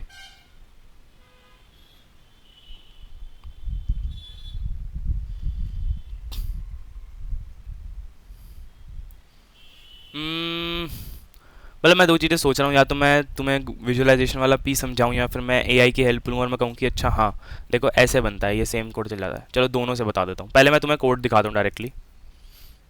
ये कोड को मैंने खुद एआई से लिखवाया, मैंने खुद नहीं लिखा। देखो अब क्या हुआ कि तुमने मॉडल के वेट्स जो है डाउनलोड करे, यहाँ से देखो, तुमने मॉडल के वेट्स को लोड करा, तुमने मॉडल के वेट्स को डाला वहाँ पर, तुमने देखा कि लॉस जो है वहाँ पर 0.82 है। अब तुमने क्या किया कि जो मेरे पॉइंट्स आए उनको प्लॉट करा और फिर ये एक लाइन बनाई प्रेडिक्शन की, ठीक है। ये लाइन बनाई प्रेडिक्शन की कि जो है मेरे पास जो मेरा प्रेडिक्शन आ रहा है वो सही तरीके से प्रेडिक्ट कर रहा है मेरा न्यूरल नेटवर्क या नहीं, ठीक है। तो इससे ये फ़ायदा हुआ कि मेरा न्यूरल नेटवर्क ने बताया कि मैं जो अच्छे से प्रेडिक्ट कर रहा हूँ। अब तुम ध्यान से देखोगे तो मैं क्या कर रहा हूँ यहाँ पर, तो मैंने यहाँ पर डेटा सेट लिया नया, ठीक है, मेक मून से। फिर मैंने h को 0.25 रखा, मैंने x में मिनिमम और y में मिनिमम मैक्सिमम निकाला, वही -1.5, 2 -0.5 और 1, तो 1 में प्लस और इन्होंने इंटीजर ले लिए। फिर इन्होंने एक मैश की ग्रिड बनाई, तो इससे ये पता चला कि कितना जो है ग्राफ का x एक्सिस और y एक्सिस होना चाहिए था, कितना बड़ा वो बनाया। और फिर रेवल अनफॉर्मेटिंग के लिए होता है, x का मैश बनाया। इनपुट्स लिए, इनपुट्स क्या करता है कि x मैश जो बनी उसमें से रो लिया और फाइनली जो है फॉरवर्ड पास कर दिया और स्कोर निकाल दिया। बेसिकली ये तुम्हारा एक तरीके से फॉरवर्ड पास है, ठीक है। और जब तुमने प्रेडिक्शन करना चाहते तुमने क्या किया, मैं तुम्हें अब सिंपल सा बताता हूँ। तुम यहाँ पर देखना, नीचे वाली चीज़ को तुम एज अ वो रखो कि तुम्हारे उसके लिए काम आ रहा है। प्रिंट वाई प्रेड्स ऑफ 10 और मैं अगर करूँ प्रिंट वाई एस ऑफ 10, ठीक है। तो तुम अगर देखोगे इसको पी प्रिंट डॉट पी तो 0.09 प्रेडिक्ट करा, आना चाहिए था 0, 0.07 प्रेडिक्ट करा था, आना चाहिए था 0, 0.7 प्रेडिक्ट करा, आना चाहिए था 1। तो मैंने क्या कहा कि अगर प्रेडिक्शन 0.5 से बड़ा है ठीक, क्योंकि ये क्या है कि रिग्रेशन करके मैंने करा है। तो रिग्रेशन में क्या होता है, कंटिन्यूस नंबर आते हैं। तुम अगर यहाँ देखोगे तो लॉस जो मैंने निकाला है ना, ये एक रिग्रेशन का लॉस है कि तुम प्रेडिक्शन से कितनी दूर हो, उसका सम ऑफ स्क्वायर कर दो। एक्चुअली में क्लासिफिकेशन जब तुम कर रहे हो 0 और 1 प्रेडिक्ट कर रहे हो, तो तुम ऐसा थोड़ी ना करोगे, तुम तो ऐसा लॉस निकालोगे जिसमें 0 या 1 आए। ठीक है, वो हम उस क्लासिफिकेशन लॉस की बात जो है बाद में करेंगे, और मैक्स मार्जिन लॉस की भी बात हम बाद में करेंगे, क्योंकि मैंने सिर्फ रिग्रेशन लॉस पढ़ाया था लेक्चर 25-26 में, इसलिए मैंने जो है यहाँ पर रिग्रेशन लॉस लिया। ये कंटिन्यूस नंबर को प्रेडिक्ट करता है। तुमने प्रेडिक्ट करा न्यूरल नेटवर्क ने 0 या 1 नहीं, एक कंटिन्यूस नंबर। तो मैंने कहा कि अगर 0.5 से छोटा आ रहा है तो 0 कह दूंगा, 0.5 से 1 बड़ा आ रहा है तो 1 कह दूंगा ऑब्वियसली। तो तुम देखोगे जब 0 थी वैल्यू तो 0.18 थी, 0.5 से छोटी। जब 1 प्रेडिक्ट करना था तो 1 आ गया, जब 1 प्रेडिक्ट करना था तो 0.97 आ गया, 1 प्रेडिक्ट करना था तो 0.8 आ गया, 1 प्रेडिक्ट करना था 0.99, 1 प्रेडिक्ट करना था तो 1, 0 प्रेडिक्ट करना था तो तुमने -0.03 प्रेडिक्ट करा है, बहुत ही पास 0 के। 1 करना था तो 0.7, 0 करना था तो 0.07, 0 करना था तो 0.09। ठीक है, तो ये जो है फाइनली तुम्हारे पास आ गया है बन के। और हमारा न्यूरल नेटवर्क जब ये ट्रेन हुआ तो उसने बताया कि हाँ भाई मैं अच्छे से प्रेडिक्ट कर पा रहा हूँ। तो जब भी 0 से छोटा है तो ये ऐसी वाली लाइन जो है बना के दे रहा है मुझे। क्योंकि जब तुम प्लॉट करे हुए हो इसको, तुमने कहा कि एक्स एक्स वाई वाई, तो इनपुट और आउटपुट को का कॉन्टूर प्लॉट बनाओ, और कैपिटल जेड जो कि तुम्हारा 0 और 1 है वो भी वही बनेगा। और फिर जो है फाइनली बना दिया। अगर मैं इसको सिर्फ ऐसे करूँ और मैं फिर ऐसे करूँ तो देखो तुम कि इसने ये है ऐसा बनाया, ये मेरे प्रेडिक्शंस के रिस्पेक्ट में बनाया। और एज सुन एज जो है मैं ये डालता हूँ सब कि add glowing neon over glow layers, ठीक है, कि उस लाइन को बढ़िया से बनाओ, ब्राइट रेड लाइन बनाओ, इनर ब्राइट हाईलाइट ढूंढो, और स्कैटर प्लॉट जो है बढ़िया सा बना दो। तो मेरे ख्याल से कोई डाउट नहीं होना चाहिए इसमें। ये हमने अपना न्यूरल नेटवर्क ट्रेन कर दिया है। अभी न्यूरल नेटवर्क क्या करता है, तुम हमेशा, अच्छा तुम ये देखो, ये सेम तरीका है करने का, ठीक है, कुछ अलग नहीं है, बस यहाँ पर मैप फंक्शन का इस्तेमाल करा है। तुम इसको सेम सेम तरीके से कर सकते हो, ऐसे भी कोई बड़ी बात नहीं है, कोई बड़ी बात नहीं है। अगर मैं यहाँ पर डायरेक्टली एक्स मैश और एक्स को रिप्लेस करूँ और मैप की जगह ऐसे करूँ तो सेम ही चलेगा, ठीक है। और ये मेन लाइन है कि अगर स्कोर जो तुम्हारा आया वो 0.5 से बड़ा है तो उसको 1 कर दो, 0.5 से छोटा है तो 0 कर दो। और ये जो है फाइनली मेरे पास एक न्यूरल नेटवर्क ट्रेन होकर आ गया है, ठीक है। किसी को ये ग्राफ और अच्छे से समझना है तो एआई से समझ सकते हो स्टेप बाय स्टेप से। मैं ग्राफ्स पे आमतौर पे इतना ध्यान नहीं देता हूँ अपने आप लिखने पे, क्योंकि सिंटैक्स से आधे से ज़्यादा चीज़ें। तो ये बढ़िया सा न्यूरल नेटवर्क ट्रेन हो गया है, और क्या चाहिए। अब इसमें बैचेस का इस्तेमाल नहीं हुआ है, ऑब्वियसली बैचेस का हमने यूज़ नहीं किया है इसमें। अच्छा, अब बैचेस वाले में कैसे होगा, ये जो है असली सवाल बनता है कि जब बैचेस हैं तो बैचेस जब हैं तो कैसे चीज़ें हो रही हैं, ये असली सवाल है, ठीक है। ये न्यूरल नेटवर्क ट्रेन हो गया। अब ये न्यूरल नेटवर्क ट्रेन होने में 3 से 4 घंटे लगे हैं इसको। अब बैच अगर आ गया तो बैचेस में कैसे करेंगे, वो एक सवाल बनता है। दूसरा सवाल बनता है कि पाईटॉर्च में सेम चीज़ को कैसे इंप्लीमेंट करेंगे। अब यहाँ पर 3 से 3.5 घंटे लग गए इस न्यूरल नेटवर्क को ट्रेन होने में। 10 सेकंड में पाईटॉर्च ट्रेन कर देगा सेम वाला, क्योंकि उसमें एफिशिएंसी है मैट्रिक्स मल्टीप्लिकेशंस की, और रीड और राइट एफिशिएंसीज हैं बहुत ज़्यादा कंपैरेटिवली हमारे उससे, ठीक है। तो जो है मैं ये देख रहा हूँ कि जब मैं बैचेस के साथ खेल रहा हूँ तो मैंने कितने में मुझे जो है वो मिल गया, हाँ ठीक है। तो अब यहाँ पर तुम क्या करो, 27 को कॉपी करो, लेक्चर 27 को, और अंडरस्कोर बी करो, ठीक है। सब कुछ सेम रहेगा, ठीक है। इंपोर्ट करना विम्पोर्ट करना सब कुछ सेम रहेगा, बदलेगी तो सिर्फ एक लाइन बदलेगी,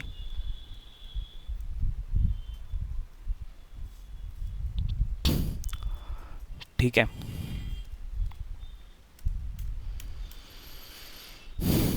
अब जब तुम बैचेस ले रहे हो तो बैचेस में क्या होगा, अभी तुम 100 के 100 एग्जाम्पल एक साथ लेके फॉरवर्ड और बैकवर्ड पास करते थे, और तब जाके तुम्हें रिजल्ट्स मिलते थे, ठीक है। अब 100 एग्जाम्पल्स के साथ फॉरवर्ड पास और 100 एग्जाम्पल्स के रिस्पेक्ट में बैकवर्ड पास करना एक बहुत ही कंप्यूट एक्सपेंसिव काम है। अब तुम अगर मेरी स्क्रीन देखोगे तो तुम्हें समझ में आएगा कि मेरे पास 100 एग्जाम्पल्स थे। ये जो 100 एग्जाम्पल्स हैं मेरे पास, ये जो 100 एग्जाम्पल्स हैं, हर एक एग्जाम्पल गया फॉरवर्ड पास हुआ, और हर एक एग्जाम्पल गया फॉरवर्ड पास हुआ, दूसरा एग्जाम्पल गया फॉरवर्ड पास हुआ, एक वैल्यू निकाली, वैल्यू निकाली, value value value value value, यहाँ पर वैल्यूज़ आ गई, लॉस की value loss loss loss loss loss, और तुमने सम करके बैकवर्ड पास निकाल दिया।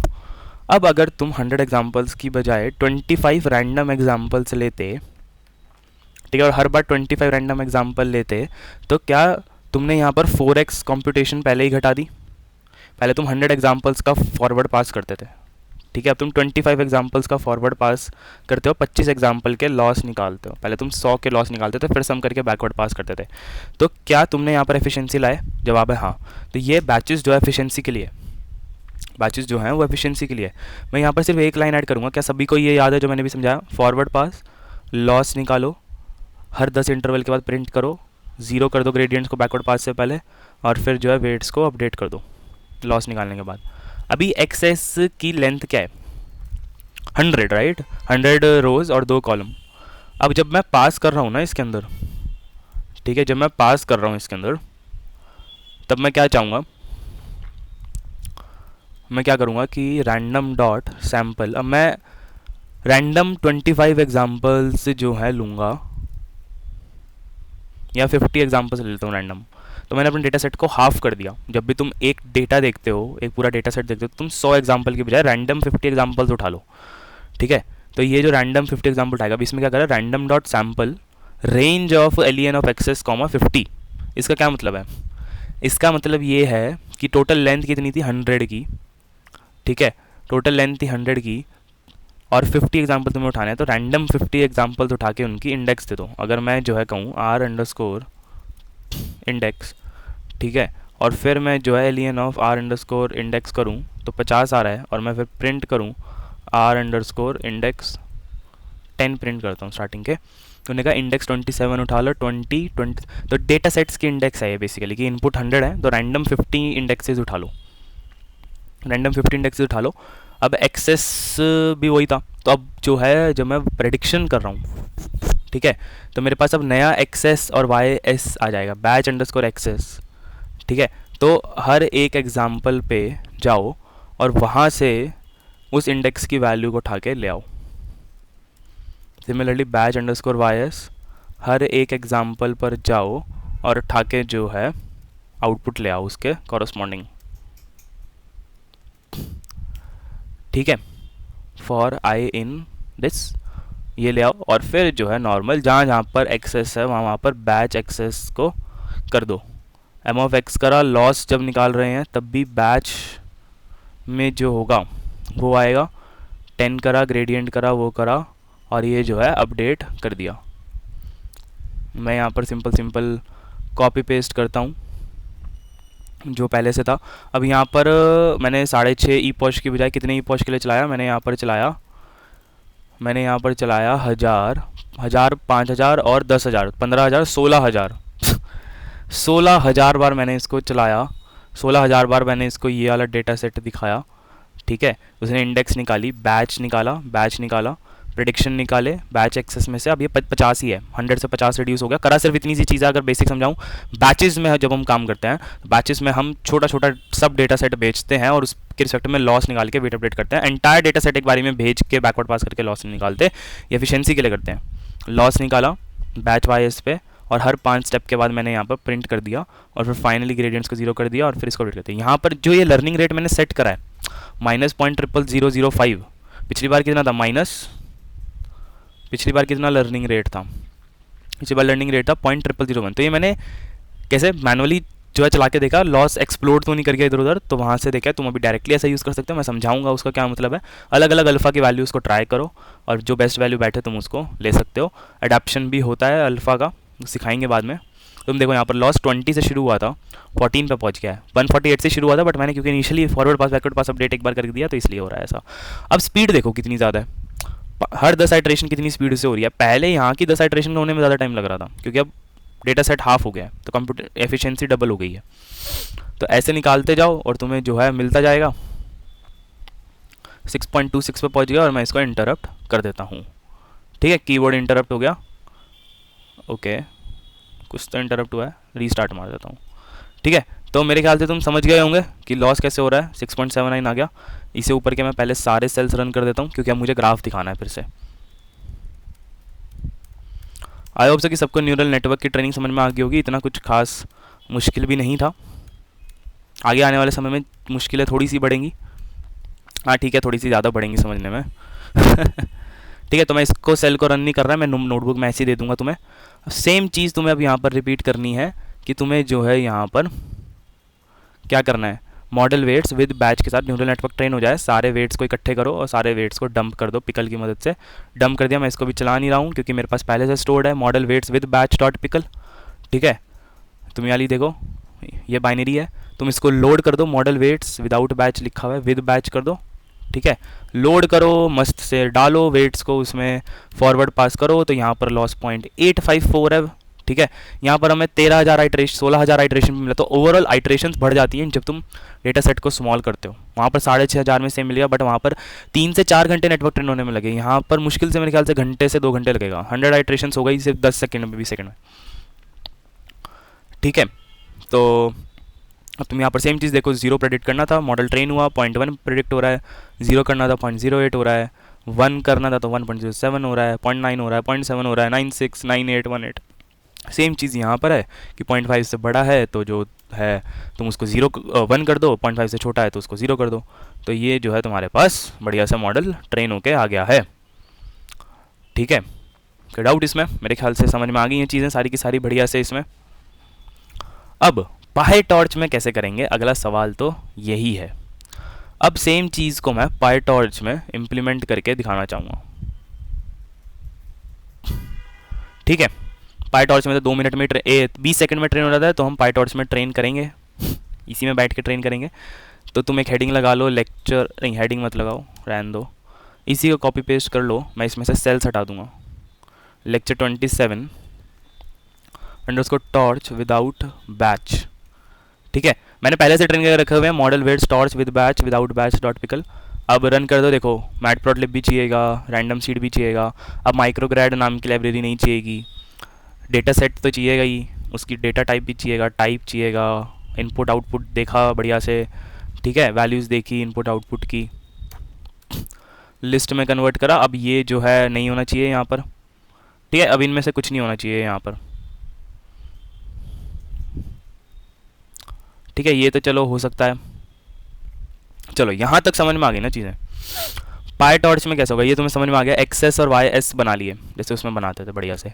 अब पाई टॉर्च की ट्रेनिंग कैसे होगी ये सवाल है मेरा। तो इंपोर्ट टॉर्च कर दूंगा, तुम्हारे पास टॉर्च अगर नहीं है तो तुम यूवी ऐड टॉर्च कर सकते हो, पिप इंस्टॉल टॉर्च कर सकते हो।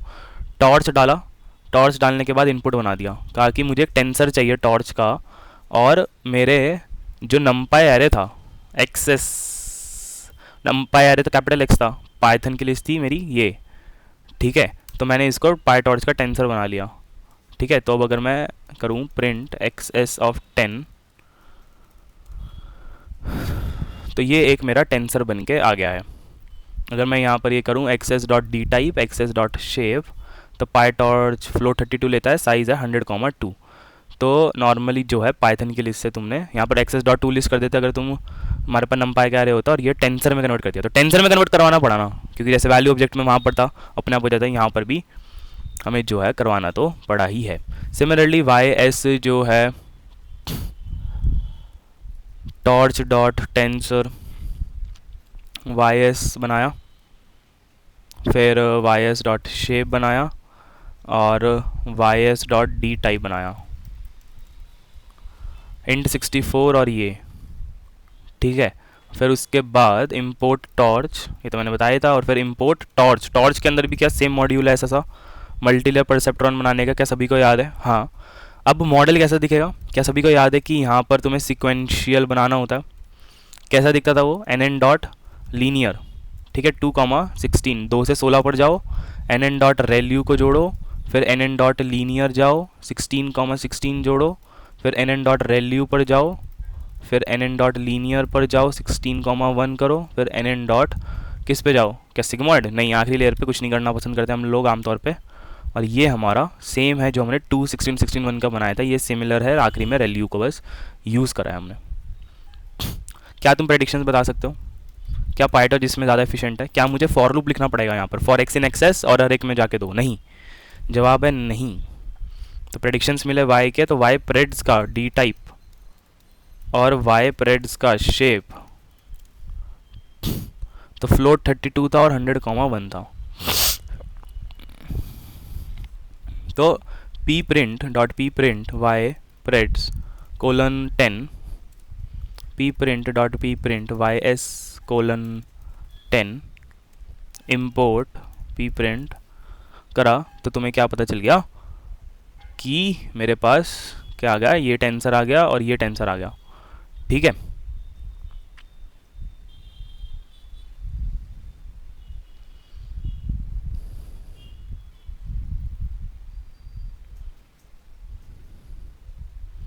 अब तुम ध्यान से देखो कि क्या लफड़ा है। मैं दिखाने की कोशिश कर रहा हूँ। वाई एस का शेप देखो, वाई और वाई प्रेड्स का शेप देखो।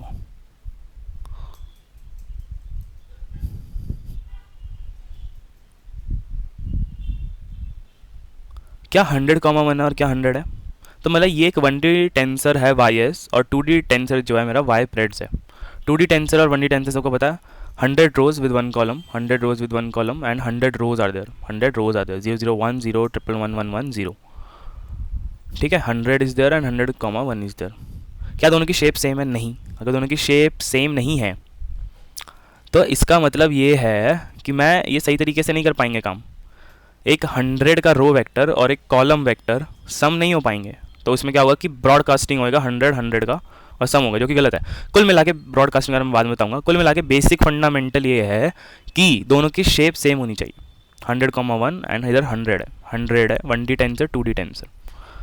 क्या मैं वाई एस को भी 2D टेंसर बना दूं?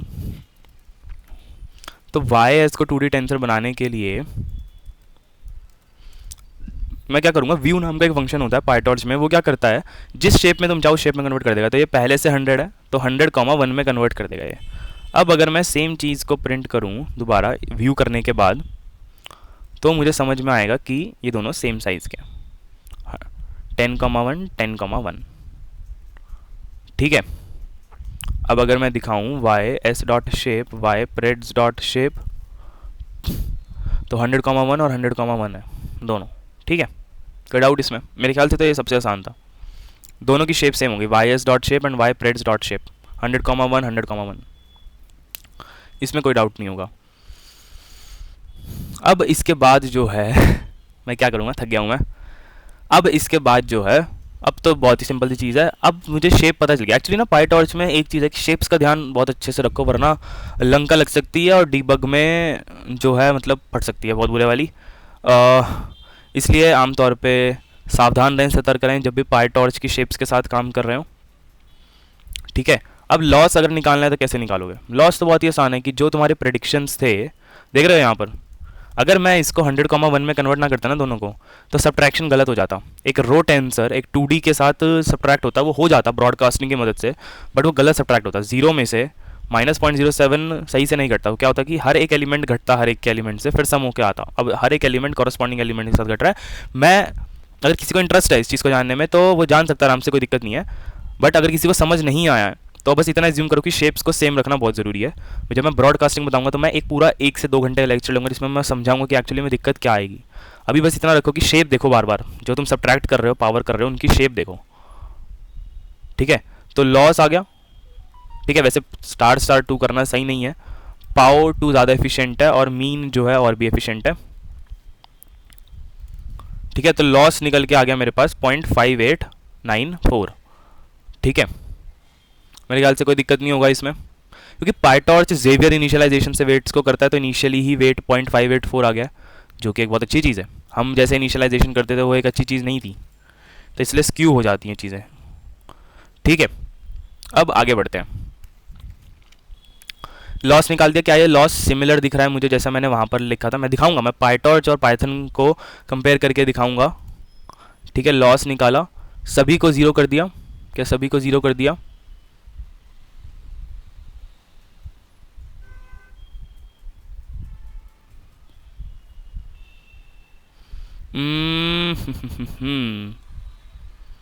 क्या उसके बाद अब मुझे सभी वेट्स को ज़ीरो करना है? तो अगर तुम अब देखोगे तो मैं ज़ीरो ग्रेड कॉल कर दूंगा।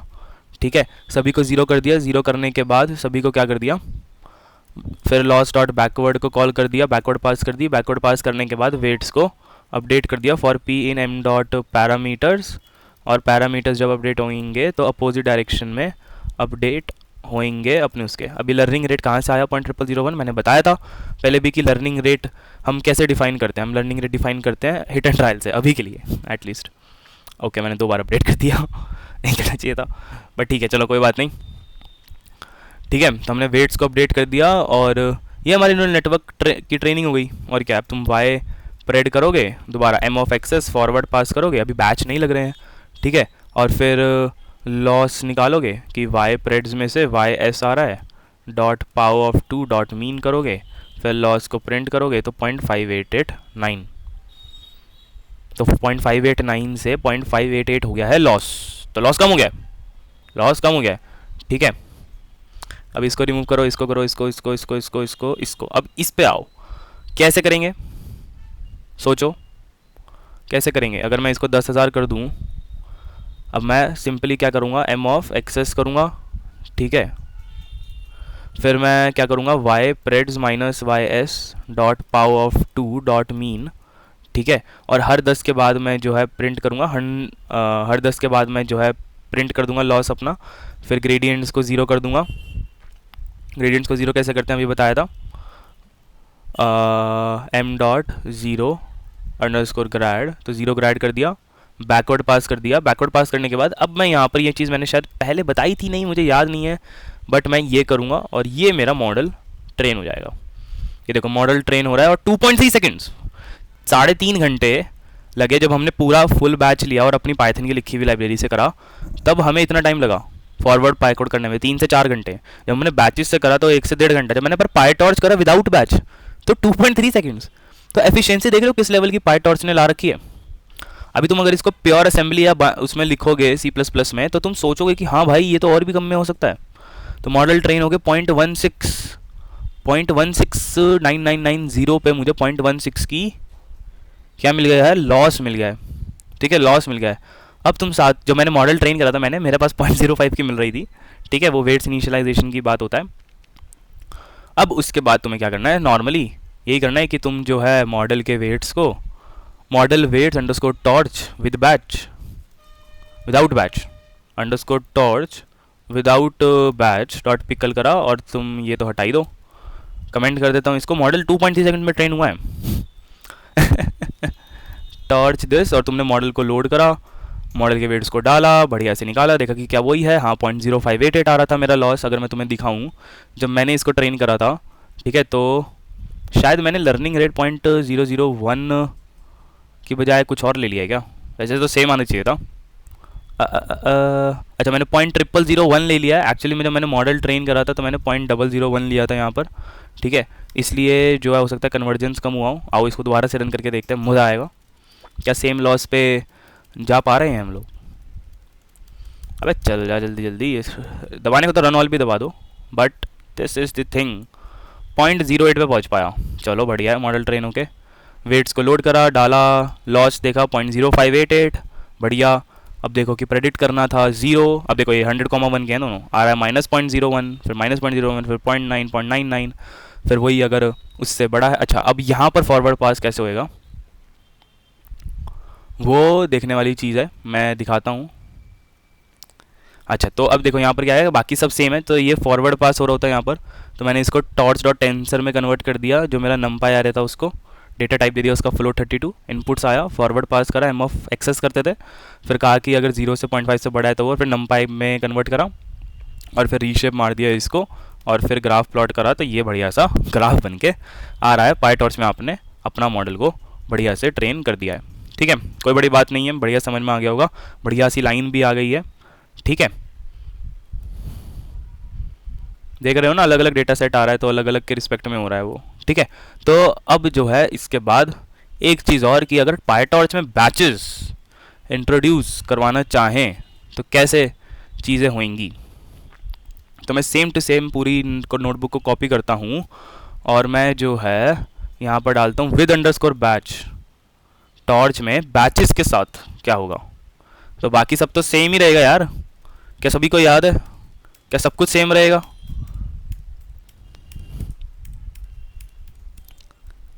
यहाँ पर अपडेट होंगी चीज़ें, क्या सभी को याद है कि मैं आर अंडरस्कोर इंडेक्स करता था, मैं फिर रैंडम डॉट सैम्पल करता था, फिर मैं कहता था कि इस रेंज में से मेरे पास निकाल लाओ कितने 50 का बैच रखा है, 50 का बैच रखा है, ठीक है। अब जो है, देखो इसको करने का ये भी तरीका है, अगर मैं दिखाऊं, अगर मैं तुम्हें ये वाली चीज़ दिखाऊं, एक्सप्लेन, मतलब मैं बता सकता हूँ बट मैं चाहता हूँ कि तुम यहाँ से देखो कि रैंडम परम्यूटेशन से क्या होता है, लेंथ ऑफ एक्सेस और फिर हमें रेंज का इस्तेमाल नहीं करना पड़ता और 50 जो है उठा लेते हैं। अबे कर रहा है, ढूंढ रहा है, प्लानिंग नेक्स्ट मूव्स कर रहा है, जो भी कर रहा है।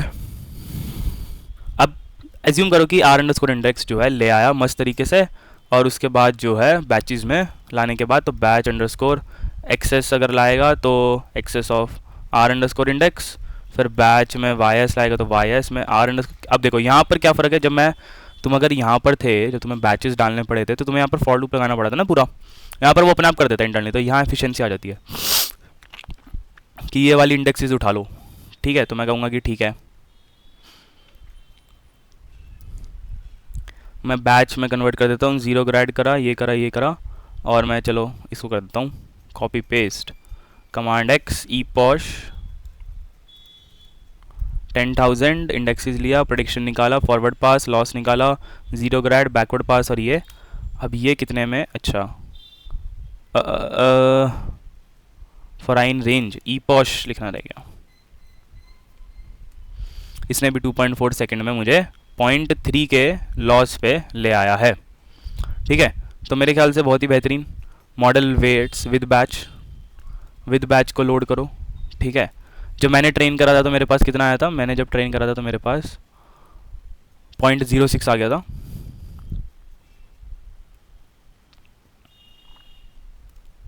तो 0.15 आ रहा है, हाँ, तो 0.15 वाला हमने जो है मॉडल को लोड कर लिया है, सही करा है। Model weights torch with batch, ठीक है, ये करा और फिर फाइनली ये करा, तो क्या हमारा मॉडल ट्रेन हो गया। अच्छा, अब ये देखो, तो R underscore index torch dot rand perm, ठीक है, this line creates a random batch of 50 indexes from the data set, so len of access gets the total number of samples in the data set 100, and then torch dot rand param generates a random permutation of integers from this to this. For example, it might create a tensor of this to this. ठीक है, एक second, charging खत्म हो गया है।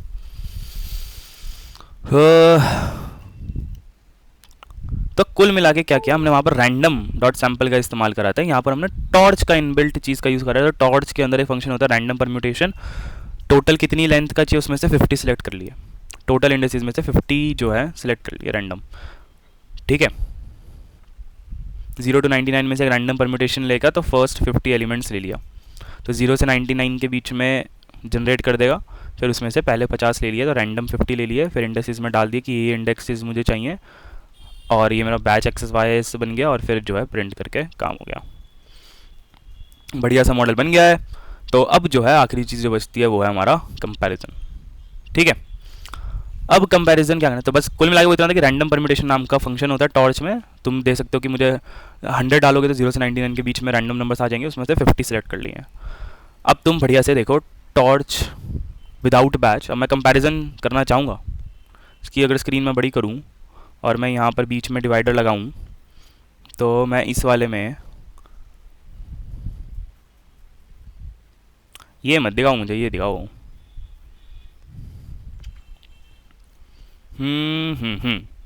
तो ई posh वाली line same है, मैं दिखा रहा, मैं कंपेयर कर रहा हूँ पाइथन में लिखी हुई और पाईटॉर्च प्रोडक्शन में। आगे से हम पाईटॉर्च का इस्तेमाल करेंगे आमतौर पे। Epoch 10,000, epoch 6500 for I in range of epoch, for I in range of E posh.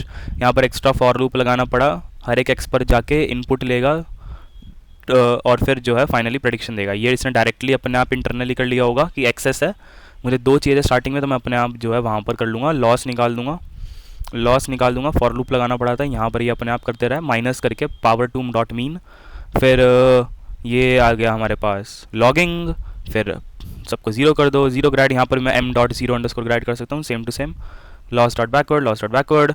अब फाइनली सारे पैरामीटर्स को अपडेट कर दो, टॉर्च डॉट नो ग्रेड क्या करता है, ये एफिशिएंसी के लिए है कि जब तुम किसी भी चीज़ को टॉर्च डॉट नो ग्रेड के अंदर लिखते हो तो वो उसकी ग्रेडियंट्स मेंटेन नहीं करते। तो क्योंकि मैं डेटा अपडेट करना है तो ग्रेडियंट्स को क्या करूँगा, तो मेरा कंप्यूटेशनल ग्राफ अपडेट नहीं होता है, जो कि एक अच्छी प्रैक्टिस है, करनी चाहिए। वैलिडेशन जब हम इन्फ्रेंस करते हैं तब भी हम टॉर्च डॉट नो ग्रेड को यूज़ में लाते हैं। सिमिलरली अब अगर मैं कंपेयर करूँ टॉर्च विद बैच, ठीक है, और फिर मैं दूसरा कंपेयर करता हूँ विद बैच में इसको, तो एक एक लाइन ही बदली है, सबको पता होगा। तो अगर तुम देखोगे तो बस ये वाली लाइन रैंडम डॉट सैम्पल, इस रेंज में से निकाल लो 50, वो भी ठीक है 50 सैम्पल्स निकाल लो 0 से 99 के बीच में, फिर फॉर लूप लगा के इन्होंने बैच एक्सेस और वाई एक्सेस बना दिया। तुम पाई टॉर्च में थे तो तुमने रैंडम परम्यूटेशन लिया 0 से 99 का, 50 सैम्पल सेलेक्ट करे और फिर उनको डाल दिया, फिर पूरा फॉरवर्ड पास बैकवर्ड पास जीरो ग्रेड और अपडेट वैसा का वैसा ही लिखा हुआ है। ठीक है, तो चारों से हमारे पास बढ़िया से ग्राफ बनकर आ गए हैं। ठीक है, और हमारा न्यूरल नेटवर्क ट्रेन हो गया। ये रेड लाइन दिखाता है कि अभी अच्छे से प्रेडिक्ट कर रहा है 0 या 1। तो मेक मून्स में कोई भी डेटा सेट आएगा तो इन वेट्स का तुम लोड करके प्रेडिक्शन अच्छे से करवा सकते हो। तो इसी के साथ हमारी आज वेब सीरीज़ नहीं, हमारा एक series introduction to neural network जो हमने 14 या 15 दिसंबर को शुरू करी थी वो ख़त्म होती है। अगर मैं दिखाऊं गौतम गोयल AI, तो जो है आज हमने शुरू करा था इस सीरीज़ को 2 महीने पहले। So we started this series on 10th December और आज हमने 3rd मार्च को सीरीज़ को ख़त्म करा है। काफ़ी टाइम लग गया थोड़ा और जल्दी हो सकता था। ठीक है, तो 3 महीने में हमने सीरीज़ को ख़त्म कर दिया है। हालांकि मैं कोशिश करूँगा कि आगे आने वाली सीरीज़ काफ़ी जल्दी बढ़े। तो तब तक के लिए थैंक यू। हमने अपने मॉडल्स ट्रेन कर लिए हैं। आगे आने वाले सीरीज़ में हम लोग देखेंगे कि कैसे हम जो हैं लॉस अलग अलग तरीक़ों से कैलकुलेट कर सकते हैं, कैसे जो है हम लॉस कैलकुलेट करने के साथ साथ अलग अलग तरीके के क्लासिफिकेशन लॉस होते हैं। फिर जो है हम देखेंगे कि हम कैसे बायग्राम लैंग्वेज मॉडल, मल्टीलेयर परसेप्ट्रॉन ये सब बना सकते हैं और फिर हम ChatGPT जैसे मॉडल, ट्रांसफॉर्मर जैसे मॉडल को ट्रेन करना शुरू करेंगे। Thank you.